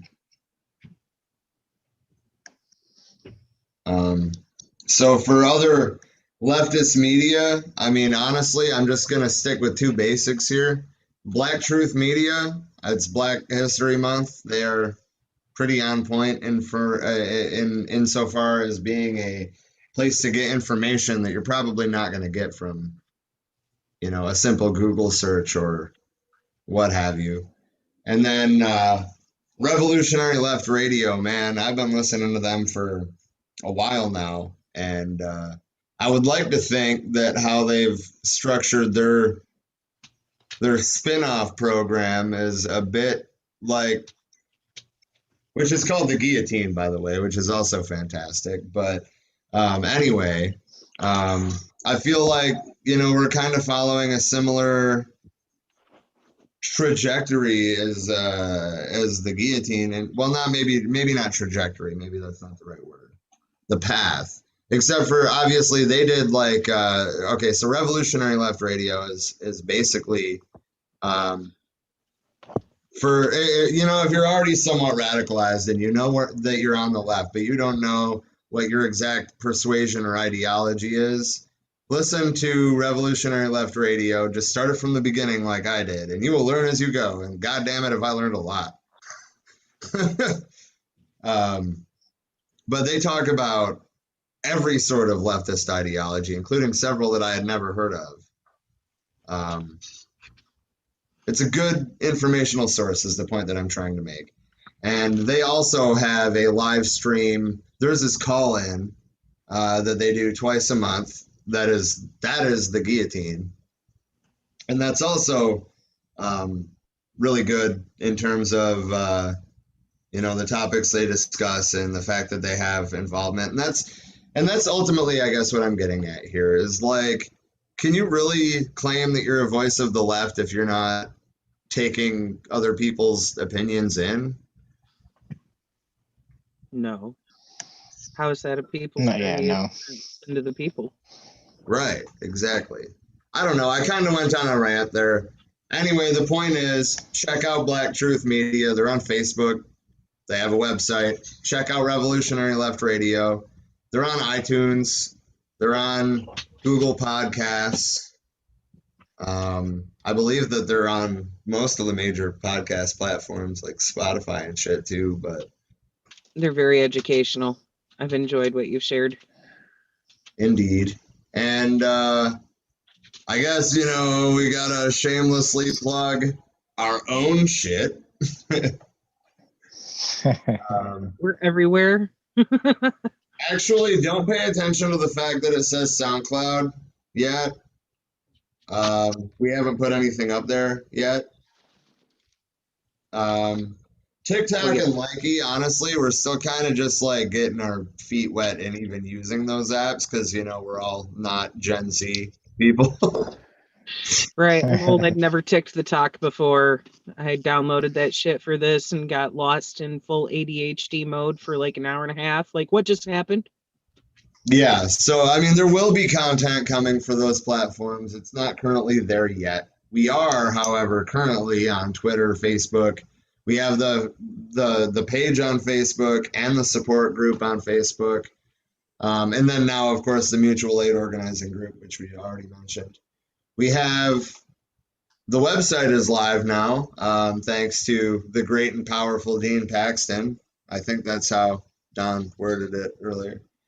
Anyway, the website is for wearemany.org.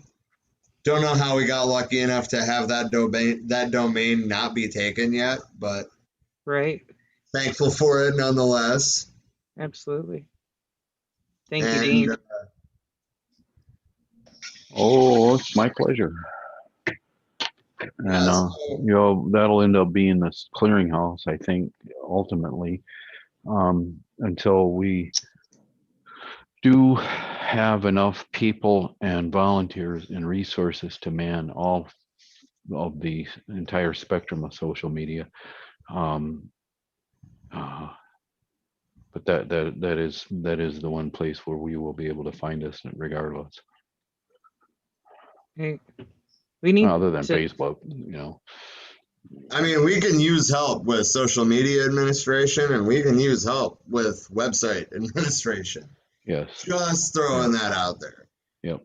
right. If anybody knows how to tick the talk and wants to come on board, we need you.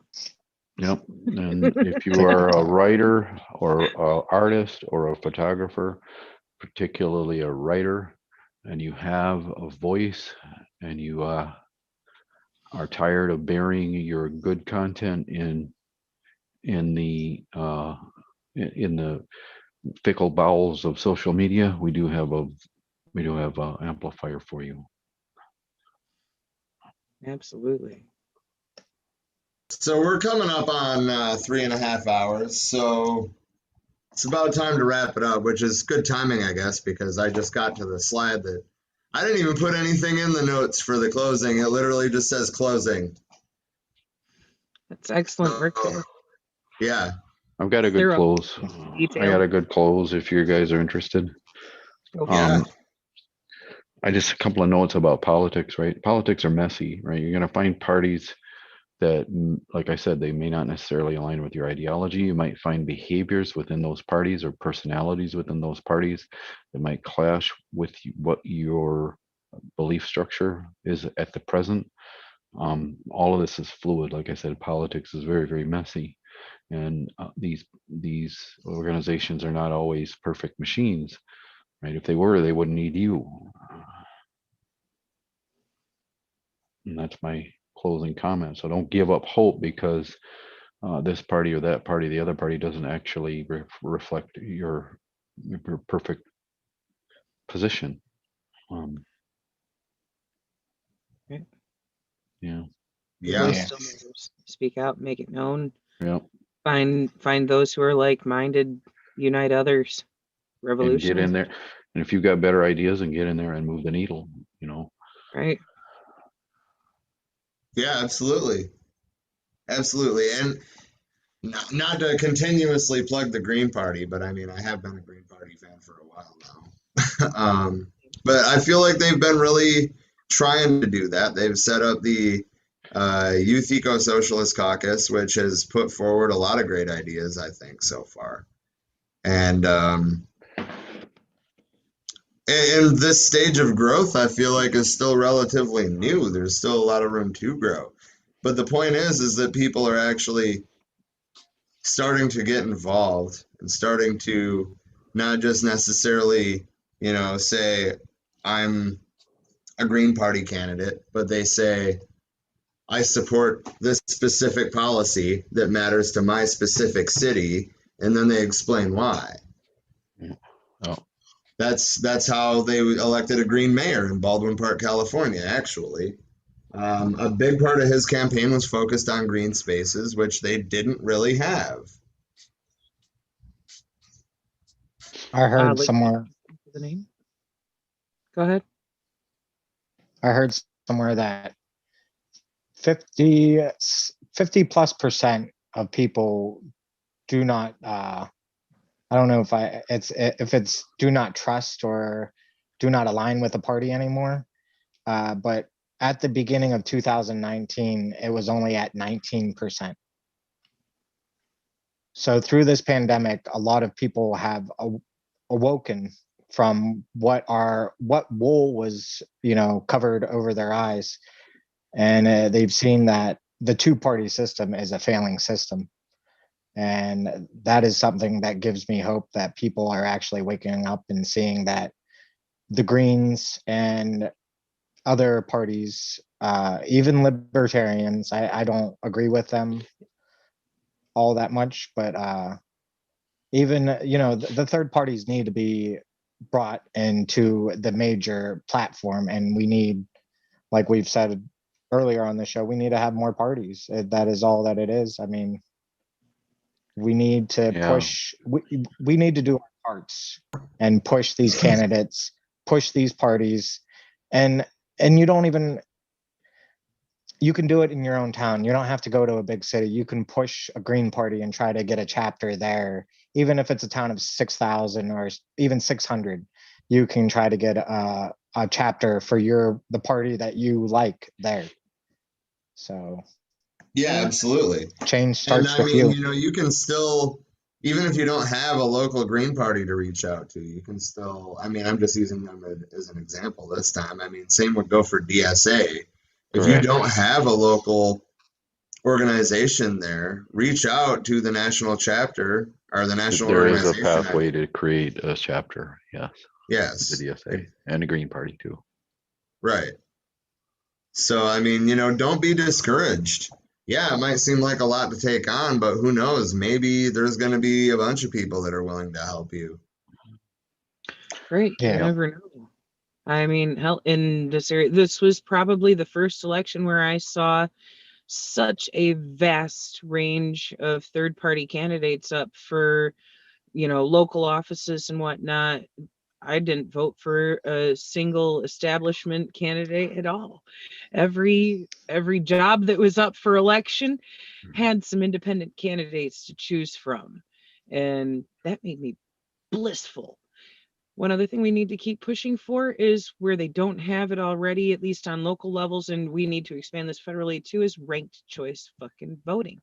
Because if you're Yes. actually given the full plethora of options that are on the table, you're gonna make wiser decisions than thinking, no, we gotta fucking keep up the two-party bullshit. No. We need got to to stop keep so and duopoly. so. Right. No, we need to destroy the duopoly. Yeah. I think that's Stop a good voting note for to the end less of on. two evils. Yeah, right. I think Yeah. that was a good closing direction, honestly, Dean. Absolutely. But I feel like that's a good thing to close on, and I would just like to end it by saying solidarity. Indeed. Thank you for joining us again. Yeah, we need to play the International or something when we exit. Oh man. God. All right, Anyway, brothers and sisters. have a wonderful night. Stay safe. Wear 2 masks. Yeah. Yeah. Yeah, look out for strays in the southern states. If they're cold, bring them in. Whatever. Yeah, people abandon their pets when in these emergencies. So keep your eyes Absolutely. out. Yeah. Bring it inside.